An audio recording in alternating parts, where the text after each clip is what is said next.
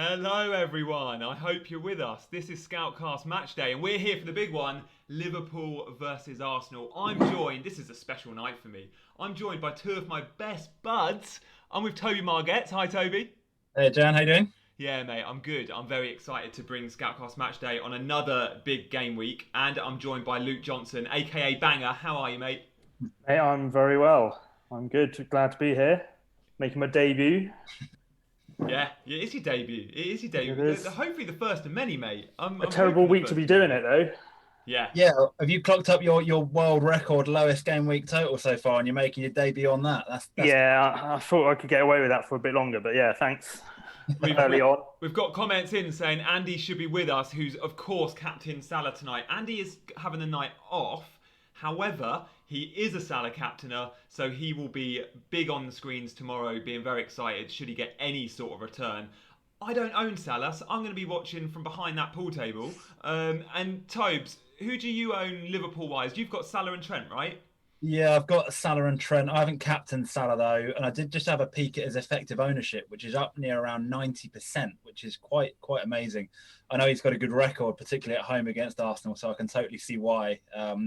But yeah, I mean, I don't worry about overall rank these days. It's all about beating you, Gianni. So I want a Salah haul. Yeah, exactly. I really don't. Banger, who have you got? Who have you got from Liverpool or Arsenal tonight? I'm just Salah and Trent tonight, and I could do with both absolutely banging because Yeah. I'm on 19 points. It's abysmal. I'm embarrassed. That's 19 not going to points. be that uncommon though, is it? This has been like one of the most bizarre game weeks I think I've ever encountered. Absolutely insane results. Nobody that you Yeah. expected to do well doing well. It's been a real like freakishly strange and low scoring game week for loads of people, I think. I Yeah. think the no fan situation in stadiums has really changed things at the minute because I know last end of last season it was just finishing it off, but this season it seems to have affect you're getting a bit more unpredictable We're getting way too many results. goals as well, aren't we? I say way Mm. too many. I'm not complaining, but we're We're we're getting not too getting many the penalties. clean-eyes. We're getting too many penalties. This New ridiculous handball. law has come in, and it's winding me up. I'm going to probably mention it a lot tonight, but it is winding me up. Probably down to the fact that I'm a Spurs fan, if you couldn't tell. And I feel like we got robbed beyond all belief yesterday. But yeah, I mean, honestly, it's been kind of doing the rounds on Twitter today. But stick your team for the penalty takers. You can get a pretty damn good team with about 9 penalty takers in it, I think, and it's actually probably not that bad a shout. I did also check as well, like the number of penalties La Liga and Serie A got when the handball rule was changed or law was changed last season was insane, wasn't it? I Yeah. think there were like 3 times as many penalties as the previous season. It's like it's here to stay. It's not a freak event. I was loving that last season because as a fan of Serie A, I was there going, yeah, Immobile is the best striker in Europe. He scored 38 goals and he plays in the toughest league in the world, really good at the back. I didn't mention, and I knew at the time, half of them were penalties. Like he scored like 18 penalties or something. And Ronaldo as well. His numbers last Same with season were Ronaldo. Yeah. impressive, mainly because of the pens. Talking of Ronaldo, and we are, look, guys, we're here for Arsenal, Liverpool, Arsenal. We're going to be bringing you up to date on the game. We're going to, if you're not watching it, if you are watching it, I'm hoping you're watching it on mute and you're listening to us. Get on the chat, fire some questions at us. We're obviously going to be talking FPL in general, results from the weekend, my terrible wild card, me having no Liverpool, Tobes' amazing start to the season. Banger, we're going to talk about how you play the FPL game because you're a interesting FPL player. There'll be many watching that probably go, yeah, I'm a little bit like him. He's trigger happy. He likes a 4-point hit. So yeah, I look forward to delving into that. And someone in the comments, Vendog, has mentioned how excited I am when introducing you guys. So yeah, it's wicked having you with me for the next couple of hours. So stay with us, guys. If you're on Twitter, then do retweet my message to share this link, which includes you, Banger, and Toby. And yeah, come and play. I look forward to it. Yeah, Multi-Levy is missing Andy. I know you are, mate. I am too. I've already been on the phone to him because I've had Big tech issues. big shoes to fill, isn't it? But we'll do our best. Yeah, exactly. What are our predictions tonight, fellas? Banger, what are you thinking? I'm going for 2-2. I think Arteta's doing the job at the minute, and I fancy Arsenal to get something tonight. I fancy Arsenal to give a good performance. I don't know if they'll get any points though. Tobes, what are you thinking? I don't fancy Arsenal for for a result. I think Liverpool will win. Although, I mean, this game week has been so difficult to predict. You know, who expected Man City to get done 5-2? Who expected Wolves to get done 4-0 by West Ham? Unbelievable scenes. If I had to put money on it, though, I'd be going 2-0 Liverpool. To Liverpool, okay, yeah. If I was putting money, I think I'd probably go 2-1. One thing I think there will be, unfortunately, is a couple of goals in this game. We're just not seeing the clean sheets, are we? In terms of FPL defenders, how much are you guys investing at the back this season? Because I've just wildcarded, and look, this could be a schoolboy move. We'll soon find out. I've taken all the money out the back line, and my most expensive defenders are 5 million. I've got Seiss and I've got James. It means no Liverpool cover, but I just want to invest in attacking players because we're seeing so many goals, and you got to buy a ticket to the lottery, and there's players getting hat tricks and braces from all over the place. You guys, what's your setup? Because Tobes, you've come off of double Liverpool defence, haven't you? Yeah, I mean, so I haven't wildcarded yet, but I think if I was wildcarding now, I'd be very, very tempted to actually come off the Trent and Robertson. I think because there is so much value in that midfield, so much value in those strikers, particularly given how many more goals I think we're going to see this year. We are going to see fewer clean sheets and we are going to see more goals. It's as simple as that.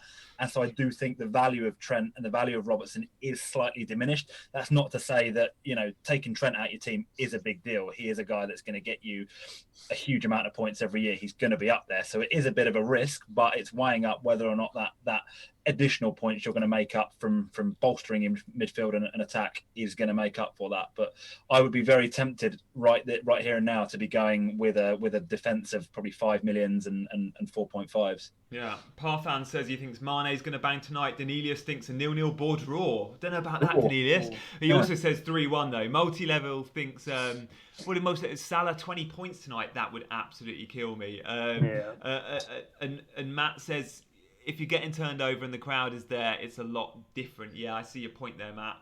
Banger, what are your thoughts with defenders and where you're committing funds this season in FPL? Banger, just to give perspective, whilst would you call yourself FPL addicts like Tobes? I'd say you are. You're way more. I'd say you make out in our WhatsApp thread that you're quite a casual manager, like, I forgot to set my team and rubbish. I forgot to make a transfer. But you're as addicted as the rest of us, aren't you? I love it. And the last couple of years, especially since you boys have been getting into it a bit more, I think it's, competitive levels have gone up a bit. And I definitely haven't been taking as many hits. I've been more disciplined. But as far as defenders go, I think I'm all my wildcard drafts this week until 2 minutes before kickoff deadline. Even I'd had Leicester and Castagna, whatever. 5.5 or 5.6 now, I think. But he got the assist, didn't he, yesterday? Got another assist. He's looked wicked all year. He's looked a real threat. I was playing. I'd be lying if I hadn't said I've been playing around with a few wildcard drafts. Castagna has been in every single one. Do you know what? He looks great though, but Ricardo Pereira is training again, and look, it'll be Justin that makes way, but Castagna on the left might not be the same different threat as Castagna on the right. I think he's two-footed though, and at Atalanta he did play on both flanks. Yep. But we've obviously seen him only at right back, and we know Pereira bosses that position, right? Yeah. Justin's looked really good as well. Rodgers want to completely, I know Pereira won't be back for a good few weeks just yet because he's had a massive injury, and it's hard to keep out though. Any Pereira, he is class. He is class. But the same was similar with Palace with Mitchell, isn't it? When Van Aanholt's back. Yeah. Will Roy want to tamper too much with what seems to... There is going to be those budget defenders we've all got in our teams. Loads of you watching are going to own Mitchell. Loads of you will own Dunn at Burnley now. Loads of you will probably be looking at, Justin still. But they are going to, Vinagre even, these guys are going to be transfers waiting to happen. But whilst they're in the team, I don't mind going there. It's like, I've had a bit of stick for a few players in my team being like, it's a transfer waiting to happen. But I'm like, yeah, but if I get 5 weeks out of him, we have a transfer each week. You just have to plan, right? Yeah, totally. I wanted to talk to you boys about that as well, because obviously I'm sat here having not wildcarded. You two you've gone early. Jan, talk us through your wildcard, particularly no Liverpool, right? Yeah, no Liverpool, which is a big call, and the game has kicked off, and I'm already looking where's Salah. Salah and Mane for me are the usual suspects. In terms of Liverpool headline, no Thiago Silva tonight or Henderson in the starting 11, but it's what you'd expect. At Arsenal, Tierney starts, Thank God, because I was thinking it was going to be Kolasinac left centre back, which against Mo Salah isn't good when you're not a Salah owner. So yeah, my wild cards. Look, I massively gambled on it. I went, oh, Tierney's taken a massive elbow there from Mane. Now Really? look at VAR. Going to look at that. That could. Okay, probably a yellow, but. You've seen them. Yeah, he's getting a yellow, Mane. You've seen them given. He's lucky that didn't hit him square in the jaw, or that he might have gone. It sort of brushed his shoulder, then jaw. What do you reckon? I'm on one of these mega delays again, so I'm going to see it in about 15, 20 seconds. They're not showing a replay. I'm waiting for the replay. Yeah, you'll get the replay. I've seen it. Jeez, I'm on Sky Go as well, but I'm obviously a bit ahead. That's good. No, they're playing. I haven't seen a replay at all. Okay. Bizarre. Tierney's up, which is the good news. But yeah, my wild card's massive on City Tobes. I overcommitted. Not overcommitted. I think it will come off. Yeah, Mane should have gone, says Mr. Wazzup 19. And JD agrees. Look, what do you reckon in the chat? If this was in the second half, that's a red card, isn't it? I've just seen it. Yeah, it didn't look great in real time. It kind of, I mean, I don't think there's any malice in it. It looks like he's kind of gone to shield the ball, but his arm is high. He's kind of sort of forearm smashed Tierney sort of in the face, and yeah, he's probably going to get. I mean, he's probably already got a yellow card for it. I don't think he'll get sent off. Possibly, like you say, lucky that it's early on in the game. Not that should matter, but often it does. And yeah, yellow card. Maybe like you say later on in the game, that's a red. But good for those non-Mane owners. -1 for Mane straight away. Was it Saturday this happened? Was it Matic in the United game? A similar incident when he was it second half? I think it was. Yeah, it was like a flailing arm, wasn't it? Yeah. Matic does that a lot. He does. When Matic was at Chelsea, I always used to worry about that because he does just play with his arms high and he's obviously quite a big lad. Speaking of United, Banger, we should introduce, I'm a Chelsea fan, Toad is Spurs, but you're a United fan. And whilst I really want to tell you all about my wild card, I'll do that at half-time. We'll all talk about our current teams at half-time. Banger, tell us a little bit about United's start to the season, and then Tobes, I'll come to you with Spurs. Who should we be looking at from an FPL perspective? And are we investing there yet, or do we need to see more from them? Well, I invested in Bruyne last week, then took him out regrettably for this week. I think it was a terrible decision in hindsight, but because I think you set and forget sort of player. You keep him in, he will get you points. United, though, they've looked just off the pace. I know, they haven't had a pre-season compared to, they played Palace last week, who had 8 games. I know you laugh at me but they played Villa in a friendly, and that's been it.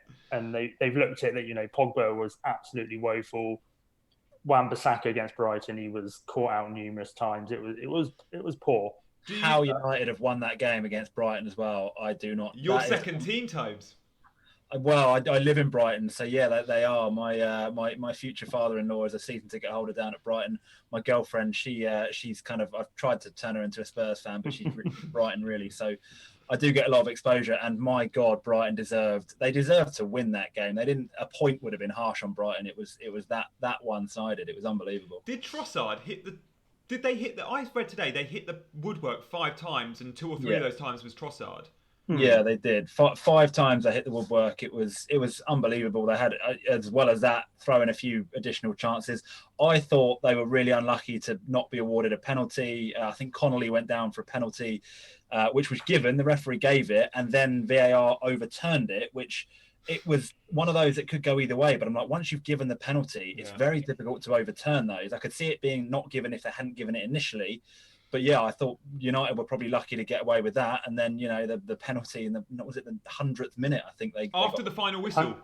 After the final whistle, yeah, it was unbelievable. I heard today that apparently Brighton scored their goal. It was 5 minutes of added time, and Brighton scored their equaliser, and just after that, so the whistle should have gone then, and somehow play continued. But it wasn't until a minute later they kicked off again from that. Right. There was a good bit of time, but with the final whistle thing, I think you can't just disregard the last few seconds of a game. Yeah. I can't not be scrutinised by VAR. So there has to be something, if he does blow up and an incident does happen. I think that was right. I don't have a problem with that because they got the right decision there. Yeah. It was a handball. It was a penalty. I just think, Brighton were very, very harshly done. I think on the penalty they probably should have had, and generally on the balance of play, they really should have got something out of that game. And you could argue they should have done against Chelsea. They are going to be a good team this season in terms of FPL assets. Look, many of us are flocking towards Lamptey. He had 3 assists, I think, in his first 3 games. You must have been watching that, Banger, from a United fan, going, we spent 50 million on Wan-Bissaka and they got Lamptey for 3. Like, who's the better right back? Like, who do you prefer in your team? It's not just him. It's watching Leicester as well. We've spoken about him already, but Castagna, he's cheap as well. We seem to pay. I know we pay. United pay premium, as do a lot of the top clubs. You could argue, Jan, that Chelsea got rid of the wrong right back, right? I know Reece James has been tearing it up, but you could argue Lamptey might have been the one to keep, right? Do you know what? Any other player, and you would go, and Chelsea did not want to sell Lamptey. Like, he actually left. This is a great stat. He actually is on less money at Brighton than what Chelsea offered him to stay. But he wanted first team football. He didn't want to sit on the bench. Fair play. You look at that, and Chelsea, any other player above him, or slightly older player, and he probably goes, yeah, I'll get into the first team. But he looked at Reece James, who, by the way, is thought of as one of the outstanding players for his age group in the country, regardless of position. And he just thought, I'm not going to get in the first team here. But fair play, he's excellent. And yeah, I'd happily have him at Chelsea. I can't really split him and James. But defensively, I think James will be the better player. It's a bit of a bad time, though, to be a young English aspiring right back, isn't it? I think I saw a graphic doing the rounds on Twitter the other day. You could pretty much make an English 11 out of right backs, and it's amazing. Some of the players on there, we talk about like Max Aaron's obviously the Championship now. Got Trent, Wan-Bissaka, Kieran Trippier, Reece James, Lamptey. It's absolutely unreal the depth England have got right there. Max Aaron's, you got Walker, you got Maitland-Niles tonight. I looked at that 11 and went, how the hell is Wan-Bissaka getting in the team? Aaron's is reportedly off to Bayern Munich as well, isn't he? So that could be a... Mate, I love it. He's been linked with Barcelona, Bayern Munich, and today AC Milan. Three of European, the three like historically European giants outside. It'd be amazing if it happened. Like as Toby said, we've had right backs just come out of nowhere in the last couple of years. Really, we spent about 9 years with Glenn Johnson, and then I know we had a Kyle Walker stint as well. But yeah, it's quite nice having a lot of promising. Just needed someone at left back now. Really, we can do with Chilwell. Chilwell's the only one really, isn't he? Luke Shaw's a bit When you look at the last England squad, Chilwell was injured, so Southgate didn't call up a left back, and I think Kyle Walker or Trippier ended up playing left back. He obviously doesn't trust Bertrand or Shaw, Ashley Young wasn't Ashley Young, yeah. Ashley Young, yeah. On that point, I presume, Jan, as a Chelsea fan, Chilwell's coming straight in as soon as he's fit for Alonso. Is that fair to say? Yeah, definitely. I actually think after Alonso's performance at the weekend and a few others, we might sell him and we might keep Emerson as the backup, who's a more consistent player in a back four. But Chilwell is in the squad for the Carabao Cup game against Spurs tomorrow. We could see him come on as a sub, which means he could be ready for the weekend. By the way, Liverpool are absolutely dominating possession. I've not seen Arsenal with the ball sort of barely in the opposing half. It's Lacazette up front. Willian is playing on the right, by the way, and Aubameyang on the left. We have seen Willian playing in the 10 role. Tonight, it looks like he's playing on the right. Willian is an interesting FPL asset we'll get to when we talk about Arsenal. But let's focus on this game. Go on, Banger. What time are you on? I'm on 10:28. I'm on 10:40. Oh, you're ahead of me. Okay. Robbo just down the left wing. Okay, out for a corner. Yeah. So that's Rob Holding's done quite well, hasn't he? He's managed to keep that spot. Saliba is 4.3 or 4.4. He's dropped at least 0.1. Holding's keeping that spot up at the right centre back position. If he stays in that team, or if Saliba comes in, we could have an Arsenal defender for 4.4 million. That when their fixtures get better, that could be one we look at. What do you reckon? Yeah. What do you reckon, Banger? I think especially when Arteta's playing three at the back. I think Arsenal. Nearly an OG by David Luiz there. Surprise, yeah. Well, it looked it from this angle. It might have been miles off. Yeah, it was. Oh, yeah, wow, okay. Yeah, David Luiz actually clears it off the line. I don't know if it's going in, but Van Dijk is causing a nuisance as he always does. The ball comes in from Trent. Van Dijk goes for the knockdown to Firmino, who's literally 3 yards out, and David Luiz manages to intercept. Fair play. Topes, Arsenal players. As a Spurs fan, I mean, I guess Spurs-Arsenal rivalry is not quite as it was because they've not been very good recently. But any players other than Aubameyang we should consider, and maybe a cheap defender, or is there value elsewhere? Possibly. I think Willian is an interesting one to keep an eye on. He's kind of one of those players, isn't he, Willian, that seems to go in little bursts of form. He crops up with 3 or 4 goals in as many game weeks, and then you don't really hear from him all season. He's also an interesting price point, isn't he? 8 million. I think there are probably better value assets in the Premier League generally than Willian, personally. I think Aubameyang is a great shout at 12 million as a midfielder. I think were it not for the fixtures that Arsenal have got, and that really nice ability that I think most people took advantage to swap Aubameyang out for Kevin De Bruyne after game week 2.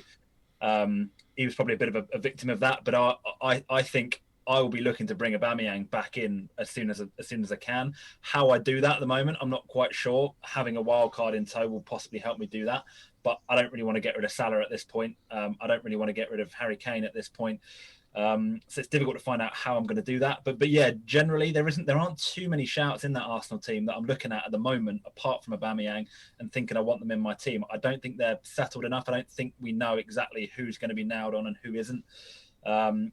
A lot of people talked about Saka early on in the year, and I think, loads of bundles of potential, really good player, had a really great end of last season, and he sat on the bench, hasn't he, for 2 out of the 3 games. So yeah, and when he played, he was left wing back. Exactly. We don't want that, do we? From someone that's meant to be front 3. Yeah, exactly. He's kind of the opposite of an out of position, isn't he? He's a sort of reverse that. So yeah, no, I don't think Arsenal are looking at the moment too tasty from an FPL perspective. But when their fixtures pick up and give it a few game weeks, and we see what kind of formation they're playing, what personnel they're playing, then there could be 1 or 2 which stand out, I think. JD makes a good point. Hard to pick an Arsenal attacker outside of Aubameyang because Willian, Pepe and Saka, there's kind of only one of them can squeeze in that. He says they'll probably rotate, and you're right, JD. I think Willian is getting the nod, but because of that, I don't think any of them, when they start, will ever get 90. Like, I bet you bottom dollar Willian comes off tonight. Pepe might come on. Yeah, interesting one. In terms of Liverpool, obviously we talk about the big names. Banger, where are you at with Salah versus Mane in FPL? I've always been Salah. I think you've been in the same boat as me normally. Toby has been Mane, I think, until this season. Was it last season we had I think the big change this year is the penalty situation. I think I would have, up until very, very recently, I'd have always gone with probably Mane. I think Mane is probably the better footballer. Salah arguably has possibly tended to be the best FPL asset because he's greedy.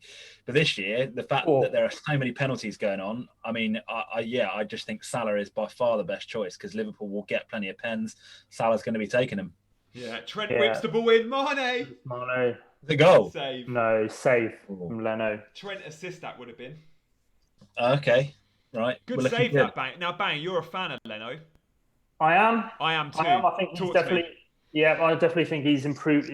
Arsenal, had some terrible shots for keepers over the years, but I think Leno has offered a bit more stability, and he's definitely improved in the last 15 months or so. He must be doing something a lot right. 1, because he gets in the Germany squad. I think he's number 2 often, but 2, because they've sold Martinez, who at the end of last season looked like an absolute worldie, didn't he? Good guy as well. Martinez is especially after that FA Cup final, wasn't he? He went out on a high at least. Yeah, he did go out on a high, and fair enough. Villa Community Shield as well. Of course, he's won them both. Not bad. I think that was just good business all round, wasn't it? That Villa have got themselves a decent keeper. Arsenal have got 20 million. Martinez is getting first team football. Yeah. It's just a deal it's like one of those rare deals that is like really good for kind of all 3 parties. It often doesn't happen, but that was a real good example of it. It shows how many good number 2 keepers there probably are out there, though. Like, I think Martinez, and I might be wrong, tell us in the chat. I feel like he's 27, 28 years old. Like, where has he been? And I think he was maybe at Reading in the Championship, but he's been on Arsenal's bench for a while, right? And no one knew that we had a really top keeper there. So, you finally get your chance, you perform, and then you get your move, and now you're a £20 million keeper playing number 1. You just don't get the opportunities sometimes as a goalkeeper. And Tobes, we were talking about Edouard Mendy, who's come to Chelsea, and look, I've not seen Mendy play. I'm very excited about him, and I've heard a lot of people I respect in football tell me that he's brilliant. People that watch a lot of French football, but Tobes, you made the very good point. He's however old, and he's made 133 professional appearances or something. Like, where's he been? But he could be like a Martinez, just been unlucky and actually been on the bench for a lot of the early part of his career. Goalkeepers are a very specialised position, aren't they? From that point of view, you don't really see it very often. The only probably genuine example I can think of as an outfield player is Jamie Vardy, right? Who burst onto the scene when he was 27. I think he made his Premier League debut, something like that, and he's gone on to get unbelievable amounts of goals. You don't really see that often from outfield players. Normally, if you haven't made it by 22, 23, you're kind of done. But goalkeepers are a little bit different. But yeah, on paper, Mendy does look a strange one. I think he's made 120 odd career appearances. He's only picked up, I think, 8 caps for his country. Senegal, yeah. Which for someone at 28, if you kind of sort of, you want to say if he's that good, why hasn't he got more? But you're absolutely right. If he's been a number 2 for most of his career, and he's been a bit of a kind of a late bloomer, Chelsea have obviously scouted him. He's held in very high regard throughout Europe. So you'd like to think he's going to be a good goalkeeper. But then having said that, Kepa, Do you think he's just a temporary solution though? Do you think Chelsea will get rid of Kepa? I think they'll loan him out maybe.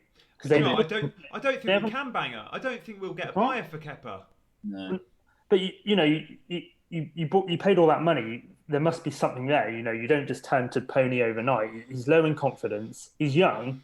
And also get him out on loan. It's the league. Like you know what it's like watching De Gea when he first came. Now it's a bit different with Kepa because he's been in the league longer and not performed. But it took De Gea a while. And I do think you loan him to La Liga, and actually you'll start to see a good keeper again. Like he's not suited to a physical game where there's loads of crossing. Like he's 6'1". No, Edouard Mendy has got 5 inches on Kepa. You can do a lot with 5 inches, right, Tobes? but I just feel that he's quite a good footballer. He's an all right shot stopper. When he's confident, we might see something. But look, Chelsea are never going to get anywhere near their money back, are they? No. That's what I think they might. If they loaned him out, they might at least regain something. And if Mendy, he could be like a 1-2 year option, and then see how Kepa goes. Yeah. But guys, ignore the chat. Abhishek, come on, dude. You can't be giving me a Aubameyang goal 1-0 unless it's actually happened, and I'm pretty sure it hasn't. So look, guys, we are a little bit delayed, but we will be telling you if there's legit goals. Look, Lastat makes a good point. You can play for 7 years at the top level when you're 28 still. Martinez, look at Brad Friedel. Kev letting us know he's 28. Good job. So yeah, I mean, you're right. Keepers are a different breed. Tobes, you mentioned Vardy briefly earlier. Let's just turn our attention to him because his non-penalty XG is something like 0.01. Remarkable, isn't it? I think he touched the ball 8 times in the first half yesterday. But he's getting FPL points because of the penalty threat. Yeah. Should we consider him, or is 10.5 silly money for a guy that doesn't touch the ball?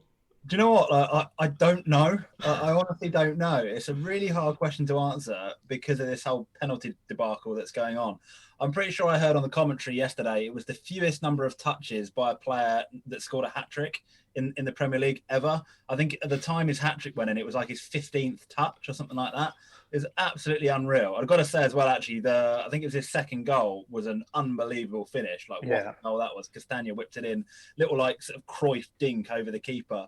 Trent crossbar, Tobes. Banger, talk us through it when you see it.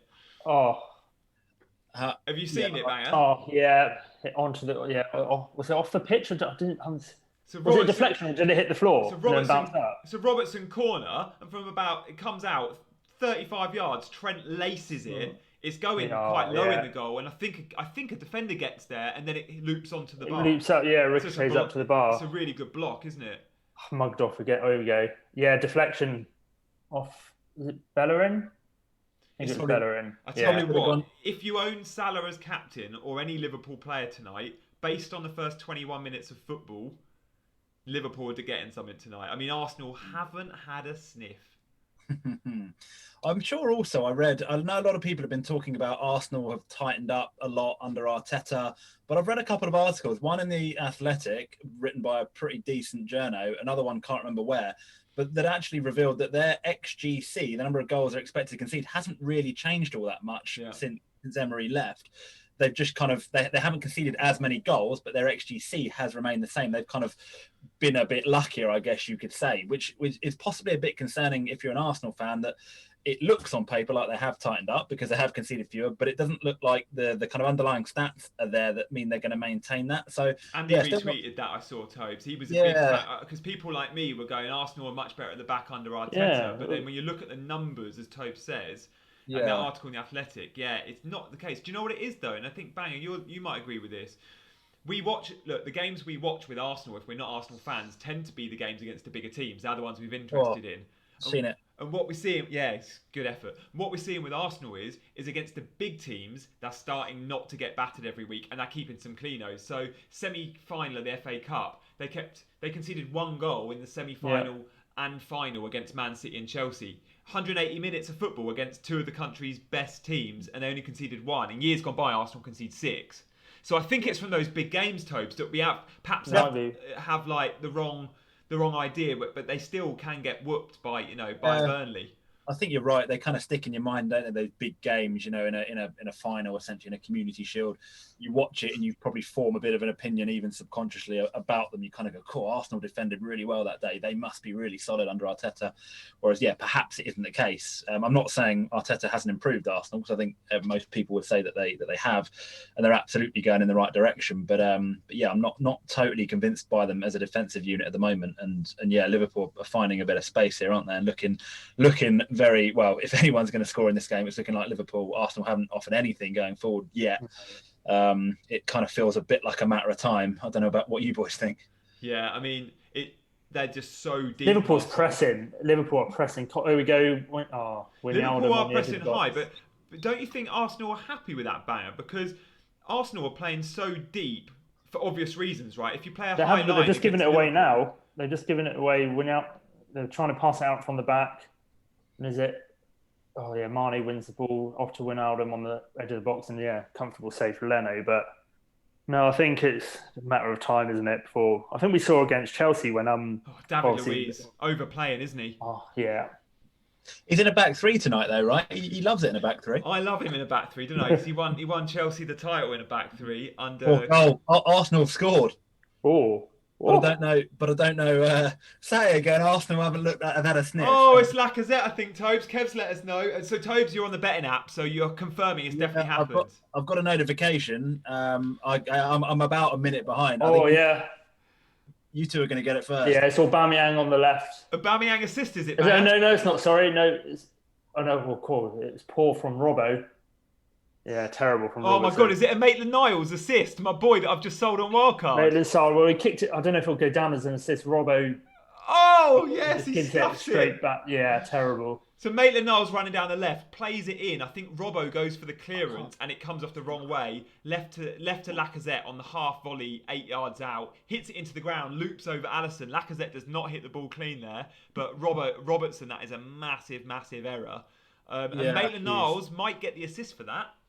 But Jan, again, it's another clean sheet wipeout, isn't it? Especially for... he's surely not the assist for that. It's complete... Yeah, there's nowhere near Lacazette. The cross, was it? Robertson put it in. It's a terrible finish as well, to be fair. He didn't really... It's actually worked in his favour that he scuffed it, because Alisson dives and it sort of like slow-mo loops over him. That's a Disco Steve special. That is a Disco Steve. One of our good friends that couldn't hit a barn door at uni. So guys, in the chat, us 3 were all at uni together, by the way. I'm on such a delay here. The goal still hasn't gone in for me. They've just got it on the left wing here. I imagine this is going to be the goal. Faces him up. Oh, horrible from Robertson. Yeah, horrible from Robertson. Horrible from Lacazette. Just a horrible goal all round. Yeah. Arsenal won't care. That's the first chance they've had, isn't it? Yeah, it was a dreadful error by Robertson. It's got to be said. I mean, that's I guess, Jan, you're laughing from a not owning any Liverpool defenders point of view. However, you might now argue that Salah owners are thinking they're going to really be going all out now for the goal. You can't, I can't see Arsenal shutting them out here. They do look good, and they're only going to, be pushing even harder and harder if the longer it stays 1-0. Yeah, it's a horrible error from Robertson. It's like clips the inside of his heel and bobbles up, and Lacazette did his best to miss, but didn't miss. Should we be looking at, and a few people, Abhishek has said in the chat, like, should we be looking at penalty taker 11? There's stuff was doing the rounds on Twitter. What I read today also from FPL Salah was 19-20-20. Oh, 1-1. 1-1. Who got the goal? Mane. Mane. I haven't got a notification, which makes me think it might have been Shite. disallowed. Salah assist. Is it definitely a goal? Yes. Oh, they played on. It's Salah. Yeah, Salah. Save from Leno, then hits out to Mane. Salah goal? Yeah, Salah assist. Oh, Salah assist. Mane goal. Salah running down the right wing, comes in the area, shoots. Goalkeeper saves it. Good save by Leno, but it's palmed out literally to Mane 4 yards out. So, didn't take long, did it? This is the Arsenal of old. This is just scored. You need a 10-minute spell now. Keep your heads. You just don't look at Arsenal and think clean sheets, do you? Even under Arteta, I don't like the look of their back line at the moment. I don't think any back line that's got David Luiz in it, to be honest with you, I don't really generally think I fancy it. Okay, so I know why it weren't given straight away by perhaps the betting app, Tobes, because it still hasn't come through on that. Has it definitely been given? Well, Keita goes down and David Luiz, I'm pretty sure it's been given, but David Luiz sort of fouls him and the ref plays advantage. So it was just looking at, should that advantage have been allowed? Yeah, it's been given. But yeah, of course the advantage should be allowed. It's such a shame because Leno makes quite a good save to Salah, but Mane's 3 yards out. Tierney got absolutely brushed off. He thought about bringing Salah down, didn't he, Mayer? That would have been a straight red, wouldn't it? Yeah. Yes. I think, they would have been. Yeah. Goal scoring opportunity, right? So sometimes it's better to maybe take the goal and with 11 men on the pitch. Classic Salah, though, isn't it? In that position, you probably should have squared it to Mane in the first place, but he's taken the shot on. Really Salah, which is why we love him as an FPL asset, and to be fair, probably well within his rights to. But I'm just watching the replay again now to try and see if I'm being harsh here and whether he could have, it's a great advantage, isn't it, played by the ref, actually, to be fair. Could he have? No, to be fair, he couldn't really have cut that back. Mane was pretty well marked, so yeah, take it back. Fair play. Mr. Wazap 19, you guys not watching through official means? You're on such a delay. Just to confirm, we are all watching on genuine official streams. I'm on Sky Go. You boys are on Sky Go as well, right? Or I'm on Now TV. Now TV. I'm on Sky Go, but yeah, it's painfully behind. Oh yeah, I'm on TV. 2802. Okay, yeah. Now TV is obviously slightly ahead. I'm on Sky Go and slightly ahead of Tobes. But yeah, no, none of us are streaming here. Uni days are long gone, boys. We can afford Sky now. Yeah, exactly. Although mine is off the father-in-law, which I only got the login, by the way. Literally, I reckon it was about a week after our wedding day. I got sent the login details. I've been asking for it for about 10 years. That's a nice little wedding present, isn't it? Yeah, exactly. Yeah. I'll take that. So where were we? I can't remember. That was it. We were going to talk about penalties. I saw something on Twitter earlier which was really interesting. 2019-20, 8 penalties in the first 30 games. 2020-21, this season, 20 penalties in the first 26 games. We're almost averaging a penalty a game. Yeah, it's unbelievable. And I do think there is, you talked about it earlier, La Liga, Serie A experienced, I think, about 2.5 times more penalties than the previous season in both leagues. If we see it in the Premier League, why won't we see it in the Premier League? We've already seen it across the first 3 game weeks that there's a huge increase in them. It puts players like at Leeds, a lot of people are talking about Klitsch, aren't they, who's on penalties. Every time Leeds get a penalty, they're an attacking fluid team. They're going to be him taking them. 5 million becomes a much, much more valuable option. Players like Bruno, I know that people are like Bruno's sought after anyway, becomes more attractive. Vardy, Kane, that's another reason actually. Like I've had Kane from day one, and obviously he did had that great game week in game week 2. You could argue that dropping him down to Jimenez might be a better shout, but actually the fact that he's on penalties, I know Jimenez takes him as well, but actually he's a hard man to get rid of because Spurs are overdue a penalty. Kane will take the penalties. He's got a great record taking penalties. It's just get players in that are on penalties if you can. It's going to be fruitful, I think. There's a few teams. Go on, Bayer. Go on. I think hopefully it might, change some teams' perspective as well. And, with the thought of maybe getting more penalties, they might attack more. Mourinho has always been, I know we have a joke around, but with Spurs, it's always sometimes cautious approach sometimes, whereas maybe now Mourinho might be seeing. One thing that worries me slightly is that it could just be me being bitter and sour about it, but towards the end of the Newcastle game, the tactic almost seemed to be by Newcastle, launch balls into the box, get Andy Carroll to try and win a header, and shout handball every time the ball sort of jingles around a little bit. Yeah. And with the new handball rule, you're going to see more instances where you get penalties like that. I mean, to my mind, I don't think you can blame the referee for giving the dire handball. It's the rule. It's a terrible rule. Yeah, but it's got to give it. Having said that, it does say in the law that extra leeway is given when a player, the proximity to the ball, and also if the player can't see the ball. Dyer was very close to the ball and wasn't even facing the ball, so I'm still not sure why it was given. But yeah, it is the law that is crap, but it's not going to change anytime soon, certainly not this season. So yeah, I think we've got we're getting to a position where I think you might see a tactic of teams bundling the ball into the box, hoping that it brushes an arm, and the precedent has been set. If it does, you're going to get penalties. So yeah. Who are the teams where we don't quite know because they perhaps have new signings or the regular penalty takers out the team? Who are the teams we don't know who's on pens? Because there are still a few. So, for example, this weekend we saw that Richarlison, when Sigurdsson is off the pitch, which he will be because he's not in the first 11, Richarlison is now on pens. So all of us on wildcards bought Dominic Calvert-Lewin, and rightly so. You know, he got us a goal and he will continue to get us them. But knowing Richarlison's on pens, I'm thinking, if I could have had the extra 0.7 or 0.8, that makes Richarlison worth it. Also because his penalty area touches and shots are way better than Calvert-Lewin. But there's a few other players like that. Like, I'm reluctant to sell Timo Werner because I think he's going to be on penalties when Jorginho's not on the pitch. Goal 2-1 Liverpool, but don't know who scored it yet. Jesus. Kev Mack has also said, breaking news, 10 Premier League players have been tested positive for COVID. Wow. Robertson. You're kidding. Who got the assist? Come on, let us know in the chat. It's Trent on the ball at the minute. Oh, God. Salah on the edge of the area. Pass it. Dilly-dallying about to Trent again. Crosses it in to Robertson. Goal. Trent assist. Come on. Trent assist. Unbelievable. You just can't keep him out of the game, can you, Trent? No. Yeah, so I'm going to see this goal in about a minute and a half, so I'm looking forward to that. It's a great ball from Trent. Robertson chests it down, takes a touch. He's 6 yards out. Leno comes rushing at him, and he just sort of just nudges it in. Fair play. Just occurred to me that I took Robertson out for a 4-point hit this week as well. Yes. Bought in Stice, who scored me 0, took out Robertson. Cheers. Oh, at least you got someone. Back to Kev's news. We will get back to the penalty taker chat. Just want to check online, but yeah, breaking news says Kev that 10 Premier League players have tested positive for COVID. So I'm banger if you could get on Twitter for that. I'm on now. I'm just having a look. I saw on the radio, heard on the radio coming home from work. There's a couple of games called off this weekend, but it's League 2.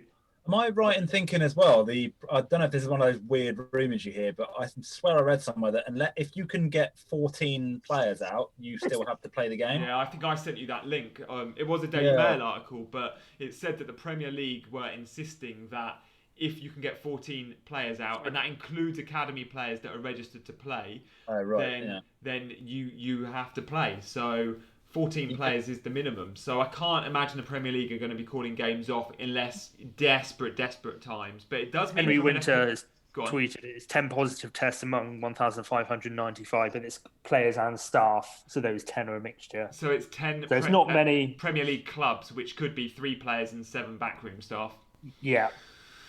Do you know why they're getting it though, guys? Like, obviously we saw post-lockdown.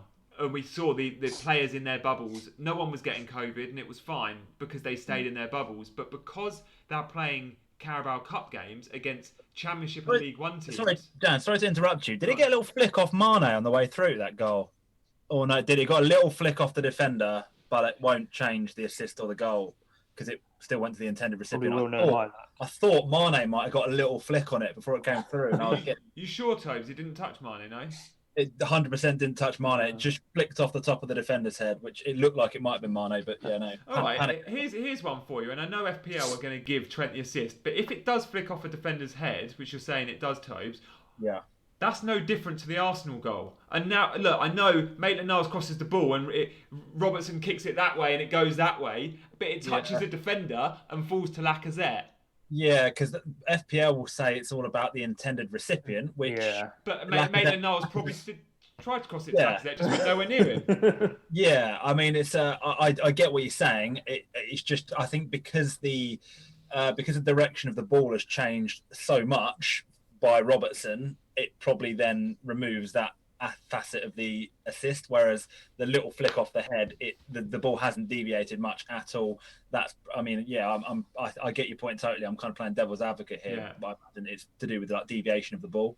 It's funny because before FPL, we'd be going, why should Maitland-Niles get the assist? Like, of course he shouldn't. Yeah. But from an FPL perspective, we love any type of assist we get, right? A 2-yard side pass, we love that.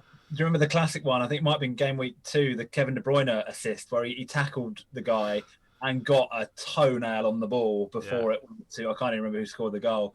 And I think De Bruyne got awarded the assist. And I'm pretty sure the official Premier League wouldn't even put that down as an assist. But yeah, it's an interesting one, isn't it? We've seen them a few times. I remember one last season. Wasn't there like a goalkeeper hoofed one forward and it ended up taking an enormous deflection off a defender and then a striker nipped in and scored? But it was given as an assist to the goalkeeper because it was considered that the intended recipient of the ball got the ball and went on and scored. So yeah, your point with Maitland-Niles is probably a legitimate one. Abhishek says, Gianni, should I swap Son and Adams for Maddison and Richarlison or Foden and Ings? So it sounds like you're set, mate, that you're swapping them. What I would say is wait until we know more about Son, how long he's out for. Hamstring could be 2 weeks, it could be 2 months. But selling Adams is a big call. I've just done that on my wildcard. He got you an assist at the weekend. He's 5.9 million and he plays West Brom next. And he's, I think, either ranked first or second for XG this season, non-penalty XG.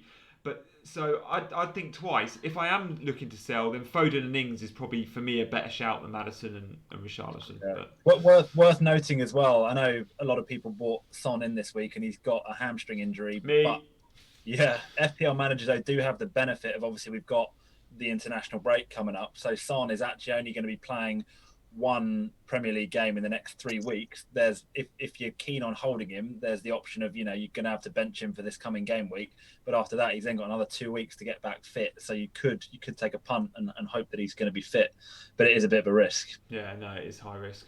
Guys, we were talking just briefly before the action about penalty takers and putting more in our FPL team, and I do genuinely think that's a decent enough strategy. But who are the clubs we're still on the look to see who takes pens? Because I mentioned Everton, and it was great to know Richarlison's on them. Bruno has said that Rashford might take some pens, but Bruno will be number one. I'm just trying to think of others. Like at Palace, Milojevic is a brilliant penalty taker, but he's been out of the team a bit. Right. Patrick Van Aanholt, when he's fit, could be on pens, which could be a really interesting sort of... I can't think of another defender in the game currently on pens, so PVA could be that. And then obviously you've got the usual suspects that get loads of pens, like the Kanes, the Aubameyangs. But it's something we should think about moving forward, right? Like Leeds, you can have their penalty taker for 5.6 million. Klitsch. Yeah, I think he's a good shout as well. Actually, this year I'd forgotten, so I'm doing the fan team this year, and I've got Klitsch in my fan team. I logged on to today with that happy days. The guy's been absolutely banging points in. And yeah, I've been so impressed with Leeds since they've joined the Premier League. Like Bielsa is just I love Bielsa. He plays such good attacking football. Like tactically, he's amazing. His team works so hard, so well drilled. They're just so much fun to watch, and they're like a genuinely good side as well. We've seen in all of their games. I know they didn't score a huge amount of goals in their third one, but they lost 4-3 to Liverpool. They won 4-3, then they won 1-0. They're scoring plenty of goals now. I don't see any reason that's going to stop. So yeah, Klitsch will be a good call, I think. Bamford actually has taken a few tries, I think, hasn't he? I think a lot of people thought with Rodrigo signing he'd get fewer and fewer minutes, but actually he just keeps scoring, doesn't he? And he's probably a bit undroppable at the moment, right? I've said about Bamford on the FPL show last week that someone said, should we buy him? One of the Twitter questions came in, and I said, Game week 1 and 2, he's got points, but he's come off at 58 or 60 minutes both times. And I'm like, I want someone that's playing 90, but at 5.6 million or whatever it is, if he's scoring those goals, you don't need him to play more than 60. In a Leeds team, if they're scoring goals, you take that.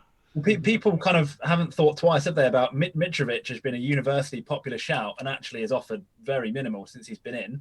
Bamford, you get him for a 0.9 cheaper and he's banging them in. And, at that price, you don't mind if he has a 3 or 4 blanks, do you? Because it's not taking up loads of budget. Banger, did I see you've got a cheap Leeds midfielder? You went Helder Costa, did you? I went Costa, well, because I had Podence, but then I heard about his injury news, so I did a little switch around and I took out Bamford then because I didn't want 2 Leeds assets, and it's all collapsed in my arms, unfortunately. But no, I think Leeds have looked, like Toby said, they've looked well drilled under Belisa. But one of my friends is a massive Leeds fan, and he was saying Bamford, he misses a lot. So that's what put me off to start with. Yeah. Before the season started. But Chance disagrees. Someone's here.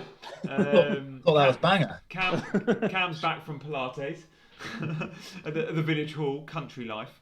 I'm with you there, Banger. I've heard Leeds fans say the same. Leeds' expected goals last year in the Championship was ridiculously high. They massively actually underperformed because Bamford had so many chances that he missed.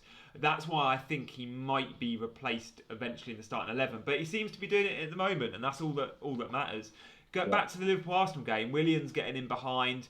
Good cross, well cleared by, I think, I can't see who that was, but might have been Firmino that clears it. I can't see. Yeah, it's about 5 there. Looks from Liverpool there. But at least Arsenal having a go. That's the first wave of attack I think I've seen from them since the goal. Maitland-Niles had an offside shout. Liverpool plays such a high line. There is always space to get in behind Liverpool. It was a really good chance from Maitland-Niles, wasn't it? He just took a really heavy touch. He was like absolutely clean through. I think he's offside though. If he wasn't, it was a massive chance. Yeah, that is. And wait, that's the benefit of playing David Luiz. Like, he can be that quarterback for you. I mean, that's an amazing pass from David Luiz. That was. Which is what he offers. If he could defend, he'd be a great defender. Ray Wilkins always used to say, David Luiz, and bearing in mind he was the Chelsea coach for years, coached David Luiz a lot, always said David Luiz would be a DM, much better centre mid player. And that was some class defending from Joe Gomez after Willian got in behind there, wasn't it? Willian actually took a slightly heavy touch, then took him wide, whipped it in. Joe Gomez I don't know how he's cleared that. It was like a sort of like an acrobatic, like backwards volley. Unbelievable defending. Daniel Lizen, hi guys, great video, hope you're all well. What do you reckon of St Maximin? Tobes, you're a St Max owner. I've got rid of him in my wild card. What is the plan? I would definitely have got rid of St Max if I was wildcarding. I'd made the decision to take a 4-point hit, make 3 transfers, and I didn't want to take a -8 to get rid of St Maximin. I hoped he was going to be fit. He's in my team this week, and he's obviously not played. I thought outside chance he might get a return against Spurs. It's slightly annoying because I don't dislike him enough to want it. I've got kind of other areas of my team I'm looking at changing before that. And I've heard that St Maximin's probably going to be fit for the weekend. Can't remember who Newcastle have got off the top of my head, although as an attacking outfit, Newcastle are looking dreadful. So the stat from yesterday, Newcastle have had 3 shots on target all season. And one of those was the penalty against Spurs yesterday. Prior to that, they'd had 2 shots on target. It's absolutely dire from an attacking point of view. St Max is on the chopping block for sure. I think the natural move was St Max to Podence, wasn't it? Or Podence, not sure how we're pronouncing it this week.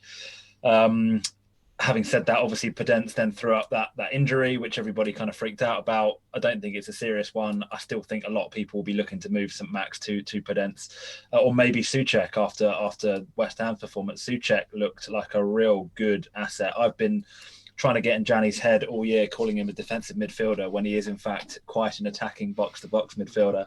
And for 5 million, to be honest with you, I'm struggling to see better value at that price point in midfield. The only issue being West Ham's fixtures are diabolical. Yeah. What about Tobes spending 0.5 more and signing Trossard? I mean, he's playing just behind the front man and he is looking good. Yep, I would not be averse to that at all. He looked dangerous against United. I think this year he's been trusted much more by Potter. He's getting more minutes. He's getting starts. Last season he was kind of like an impact sub, wasn't he? He gets at 20 minutes here and there. But it looks like Potter's kind of found his best team this year. They look solid at the back. Like Ben White's dropped in there and really like solidified them. I've just been so impressed with Brighton this year. I think Maupay is a good shout as well. We talk about penalty takers. Brighton are looking a decent outfit. They're scoring goals against teams and good teams as well. Maupay is going to get goals this year, and I think 6.5 million. He's probably the shout I would go with from Brighton over Trossard. But yeah, absolutely, I think Trossard is one on the watch list. I was looking at Trossard this week from my Son injury to bank some money. But my problem with Trossard is I don't want to have two Brightons in my 11, and Lamptey's going to be in my 11 every week. I know they're different positions. One will get me attacking returns, potentially one both defensive and attacking. But if they do have a bad week because they're Brighton and we don't know enough about them, I just think that 2 in my 11 is a little bit overcommittal. But if you don't have Lamptey or plans to get Lamptey in, I think Trossard or Mopé is a great shout because they are scoring some goals. Yeah, for sure. What's your plan with Son?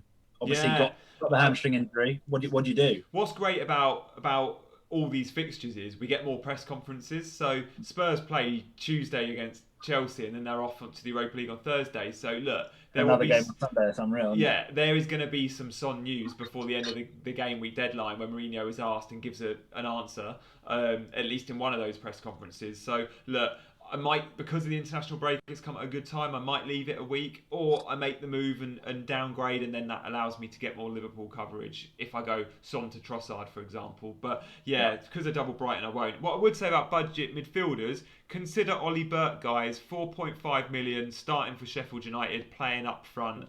He won't ever get you 90 because Wilder has 5 strikers at that club and doesn't know his best 2, and they all share minutes. But at the moment, Ollie Burke's flavour of the month, and he's getting minutes. So 4.5, I can't see a better enabler than that probably in the game at the moment. There's also on Sheffield United, they've been really poor this year, and I know last year they were famed for their solid backline. O'Connell's out for the season, right? Wilder announced it in his pre-game sort of interview. So it's looking probably like Ampadu, and I know Banger, being an Exeter City fan, where Ampadu originally came from. What are your thoughts on Ampadu? 4.5 million, probably start centre back for the season. I think Ampadu, was he more to replace Egan? Was he because he was suspended? Was he in for, and Robinson might be the long-term replacement. So again, that's going to be a couple of weeks to see who is the will it be Robinson or Ampadu moving forward? Yeah, because Ampadu came in because Egan had a one more match on his suspension. Yeah. But then O'Connell's the left centre-back, and we know Jack Robertson plays left centre-back. But I think he might just go, look, Ampadu, you're good enough to play left centre-back. You're better than Robertson. I think Tobes could be on to something. He could be a season keeper. If he is Banger, do you go there? No. Not yet. Not with Sheffield United, because, again, like Toby said, they haven't looked... It's similar with Burnley in many respects as well. They have, their USP essentially was, not just don't consider they're hard to beat, but they haven't looked anywhere near that so far this season. And same with Sheffield United. Are we going to get a second season syndrome from them, Banger, do you reckon? Do we know how they play now, and just is it a little bit, okay? I think it's missing the fan syndrome again, because I think with certain clubs, that boost, that atmosphere, I think if you're lacking in certain ability, especially in scoring goals, and you're trying to defend, you need the fans behind you. And without that, I think they could be, it depends how long the season goes as well. I think we could have a very unpredictable Premier League table. I know we predicted it before the season started, but I think it could, we could see a few surprises this year. It's a good point, mate. Like the fan thing, and look, loads of you are joining us now. It's half time. We always get a spike in viewers at half time, so thank you. This is Scoutcast Match Day. I'm joined by two of my good old mates from uni, Toby and Banger. We're talking through the Liverpool-Arsenal game. So, look, when the second half does kick off, and look, thank you for choosing us guys over Jamie Carragher for your halftime entertainment. But when can't be that difficult a choice, right? Right. When the second half does kick off, stay with us. Obviously, you're going to watch the game, but, you can listen to our dulcet tones. But look, let's talk a little bit about the fans. I think we're seeing way more goals because there's no fans in stadiums. And I think when a team goes 1 or 2 up, usually you'd see the other team go, the fans are supporting us. Let's say a team goes 2-0 up away from home. The home team has the fan support and they get back in the game. We see that a lot. But at the moment, I just think teams are dropping their heads going, we lost the game, and they haven't got that 12th man. And therefore, we're seeing 2-0 become 3 and 4-0. And Banger, you mentioned some of the stadiums and some of the teams that rely so heavily. And look, Fulham especially as well. Fulham will, there are certain teams that will rely on their fans more than others, and that could be because the noise in the stadium, it could be because the closeness to the pitch. And you look at Sheffield United and you know that that's a horrible place to go and play, Bramall Lane, because of the fans. And Selhurst Park is another one, and those teams might struggle more at home than others.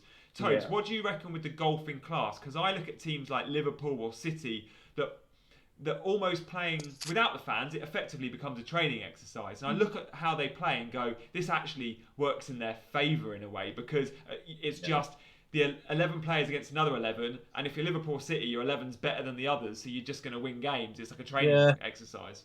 I think you're both absolutely spot on. I think those clubs like your Sheffield Uniteds, like Villa are maybe another one that spring to mind, Fulham probably in that ilk as well.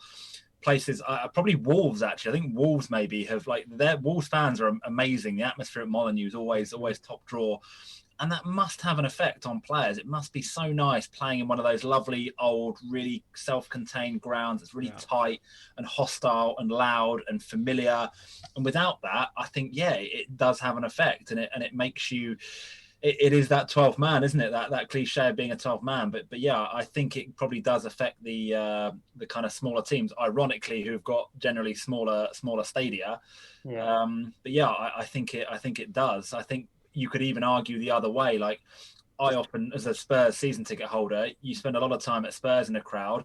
If Spurs aren't winning or a couple of goals up, there's that nervousness in the crowd in a big 60,000 seater stadium, and everybody starts sensing that nervousness and getting on the players' backs a little bit, and hear moans and groans when possession in a way, and actually that might kind of benefit some of the bigger teams that don't feel that kind of pressure on them from their. I was just about to say that. I think you've seen a lot of players maybe making better decisions than they would have done with the fans there, because I think it was Gary Lineker that tweeted last week or the week before how the possession, the ball's not out of play is anywhere near as much as it has been in previous seasons. Yeah, I think when you got fans on your back, you might be more inclined to hoof the ball or.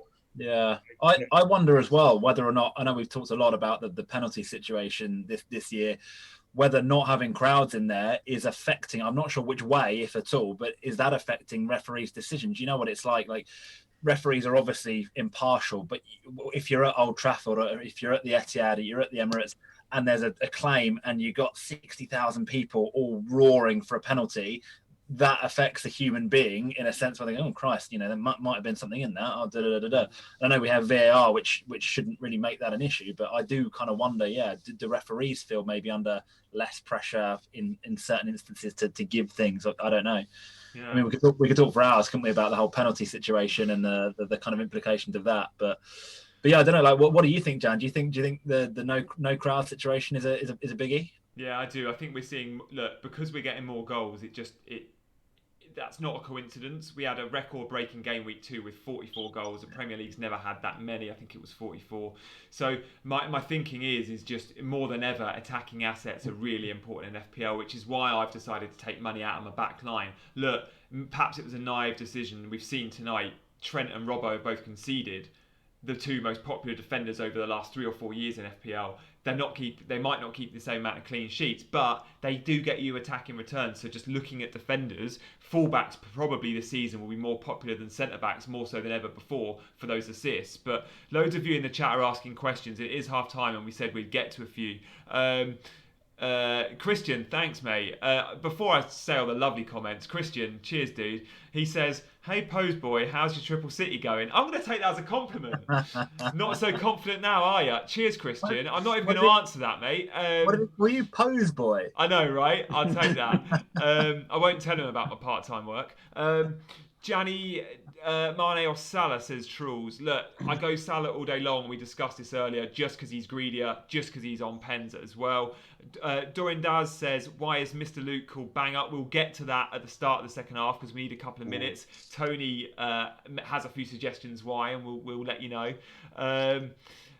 Lamptey and Souček for Fernandes and Rashford. Yeah, probably a good move. Loads of you ask questions about team. Really hard to answer all of your questions. One player or another is easier to answer than XYZ for XYZ because you need 3 or 4 minutes, guys, to answer them properly. But look, it's Liverpool-Arsenal. It's 2-1. Thoughts for the second half, Banger? Are we thinking Liverpool will just carry on in the same way, or are Liverpool more likely to score because Arsenal are going to go for that equaliser? Will Arsenal have a go? They've parked the bus till now. I think Arsenal will probably come out similar to how they did in the first half. I think they'll play, they'll drop deep again and hope to catch Liverpool out as they did with the first goal. I don't think they'll definitely not want to concede early on in the second half because it'll be game over then. Yeah. And I think Liverpool as well probably might want to continue how they did as well, because they had enough possession. And yeah, I think we could, similar start, I think, to the second half. Tobes, Aubameyang, 11.9 million, listed as a midfielder, which we love, but when he's hugging the touchline on an away performance against a top team, do we want him anywhere near our teams when he's like that? It's hard to judge him, isn't it, to be fair, when you're playing away at Liverpool. I personally think that Aubameyang will be back in my team pretty sharpish. The fact he's got a price drop is quite nice. But actually, I think also Aubameyang of a lot of top players has a remarkably poor record against the top six. I think, people like Aubameyang's a fantastic player. He gets kind of accused sometimes of being a bit of a flat track bully. He's one of those that I think if Arsenal have a good run of fixtures, Aubameyang is such a great shout. He's nailed it. He's very, very consistent against kind of teams outside of the top six. Next week, Sheffield United. Yeah. I mean, I would be. It'd be too early for me to get him in because I've got other issues to sort out, and that's a bit of a luxury move. But yeah, if I was wildcarding, I'd absolutely be looking at getting Aubameyang in, I think. So do you know what my plan with that triple City was? That third City with Sterling. My plan, and there's always a fire to put out so it never stays, was to go this week to sell Sterling for Aubameyang for Sheffield United, captain him, and then the week after go Salah, because I think Salah has Sheffield United, or certainly game week 6, I think Liverpool, Sheffield United maybe. So it was to have that premium midfield spot, and dependent on fixture, go between Bruno, Aubameyang, Salah, Sterling, whatever. But, that's use of a transfer every single week. But look, many of you watching will know of Laterizer's strategy, which is taking hits if needed, but just moving around your premium assets. Yeah. And, he doesn't have Salah at the moment in his wild card for that reason. It's having premium players that you can bring in, and if that's for a 4-point hit, it doesn't matter because you're going to give them the armband. So next week, for example, Aubameyang could be the best captain choice, but none of us will have him because we're too busy putting out fires on 5.5 million on Sun as well. Yeah. Where do you I know this is a good question to ask because you two both use your wild cards. Late Riser, you mentioned there, fantastic FPL manager, unbelievable record. Another big advocate of the early wildcard. I believe he went early as well in game week 2. Yeah. Villa Ronca, who's a massive FPL legend, he always advocates an early wildcard.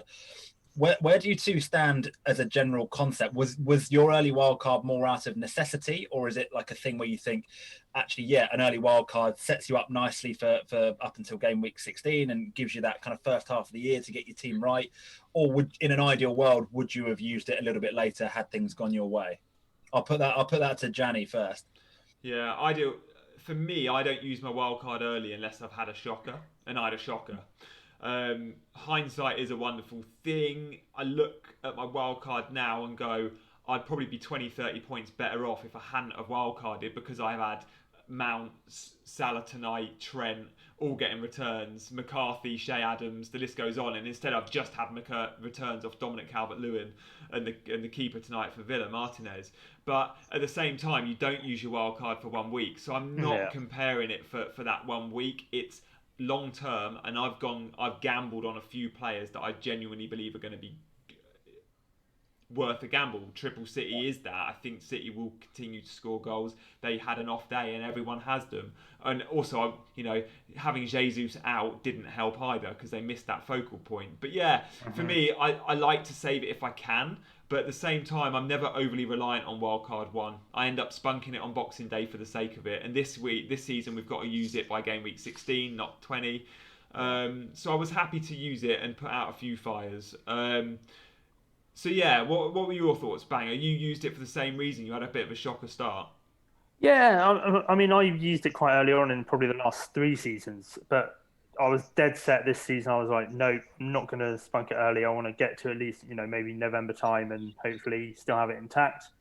But again, I had I've had a few players a couple of bad game weeks, and you don't want to get left behind. I know you can't win the league early on, but you can probably still, lose it as such in that aspect, and you don't want to be too far down the pecking order. So I used mine, and then again in hindsight with you, I would have been about 30 points better off if I'd left it. Yeah. Which The stories got for me like Jimenez, the own goal. I'd Son who went off with a hamstring after 45 and hit the woodwork twice. Like literally everything has gone against me this week. And of course, I'm watching Liverpool tonight and going, "Oh great, Trent's got an assist. Oh great, Salah's got an assist." Just that, that's another 6 points I'm missing out on there, plus the bonus that will come off it. So yeah, it's frustrating, but look, you have to use them and you don't use them for 1 week. So what I am finding hilarious, Tobes, is all the people on Twitter especially sort of judging those wild cards, which is like, look, you can say, "Oh, spunky wild card early, what are you doing?" I guarantee everyone saying that has once upon a time used an early wild card. Yeah, everyone does. It's a really personal thing, and everyone on Twitter's got an opinion. Of course they have. That's why people use it. But yeah, it's like it's live and let live, right? They're obviously, you look at some people's teams and you think, Christ, they need to wild card, and they don't. And you look at other people's teams and think, Christ, they didn't need it, and they do. And it's to talk to me on kind of game week 38. That's what I think you got to look at. You look at players like Late Riser, who frequently plays an early wildcard and is frequently one of the best players in the world. It's obviously a strategy that works, and you can't categorically say wildcarding in game week 2 is a bad decision, because it evidently, demonstrably is not. Personally, I think I've been lucky. I haven't had an amazing start. I've had a reasonable start. I think I'm sat at like 240k, 190-ish points at the moment. But I'm in the luxurious position of not needing to wildcard. It was only like a couple of decisions that have gone for me that probably haven't gone for you and Banger, that, fine margins, isn't it? They go the other way, and I'm the one sat on not many points and thinking, Christ, I need to change it. I do have, for those that haven't wildcarded, I don't know what you boys think. I know you have, but I kind of feel like I've got two options. There's the international break coming up, which I think is probably a good time to wildcard if you're thinking about it, because you've got the benefit of the transfer window closing between game week 4 and game week 5. You've got that 2-week break. You've got players coming back from injury. You've got another game week's worth of data. Game week 4 will have happened by then, so we can make some more kind of evidential assessments. Either that, or I think using it around Christmas, when we're probably going to start seeing some blanks and doubles creeping in around the FA Cup. So yeah, my plan is probably to try and save it until around Christmas if I can. But I wouldn't be adverse to going burning it after game week 4, international break, catch a few price rises, get my team exactly how I want it. So that would be game week 16, Tobes, the latest you can use it. But the blanks and doubles, I don't think, come until 19, maybe 20. So yeah, you could argue you can prep yourself for the doubles, but that's 3-4 weeks by prepping, and you can often do that with free transfers anyway. I see the argument, and if you can, but look, I think wildcard 2 we're always really reliant on around chip strategy. Wildcard 1, as you say, beating some of those price rises, getting rid of some dead wood. If you need to act, Mane with the chance just fired over a good left foot shot. Mane has looked much brighter than Salah tonight, which he often does. But a good football player doesn't always make a better football player doesn't always make a better FPL player. And I think Mane's the better player. But yeah, I think just to add to that, so the only other thing which factored into me, like I was never really very close to wildcarding in game week 2. But one of the things I think, had I been closer, that would have stopped me was actually COVID, and genuinely thinking, Christ, there probably are. I think I'll be surprised if there aren't some cancellations or some postponements in the league at some point throughout this season. And that is probably going to wreak havoc with the schedule a little bit. We're going to end up probably seeing a few random blanks here and there, maybe a few doubles later on in the season. And I just kind of felt like having that wild card might be useful. Could be talking complete and utter rubbish, and it might not affect things at all. But it was another little thing that I thought, having a wild card in the bank might be useful if we get some big interruptions. I don't think we're going to get any fixture postponements, but I was a big believer when we first heard about COVID and the football schedule and lockdown, that when they said they were going to restart, they did, and we saw how effective the bubbles were, and the games were fine. Trent yellow, in.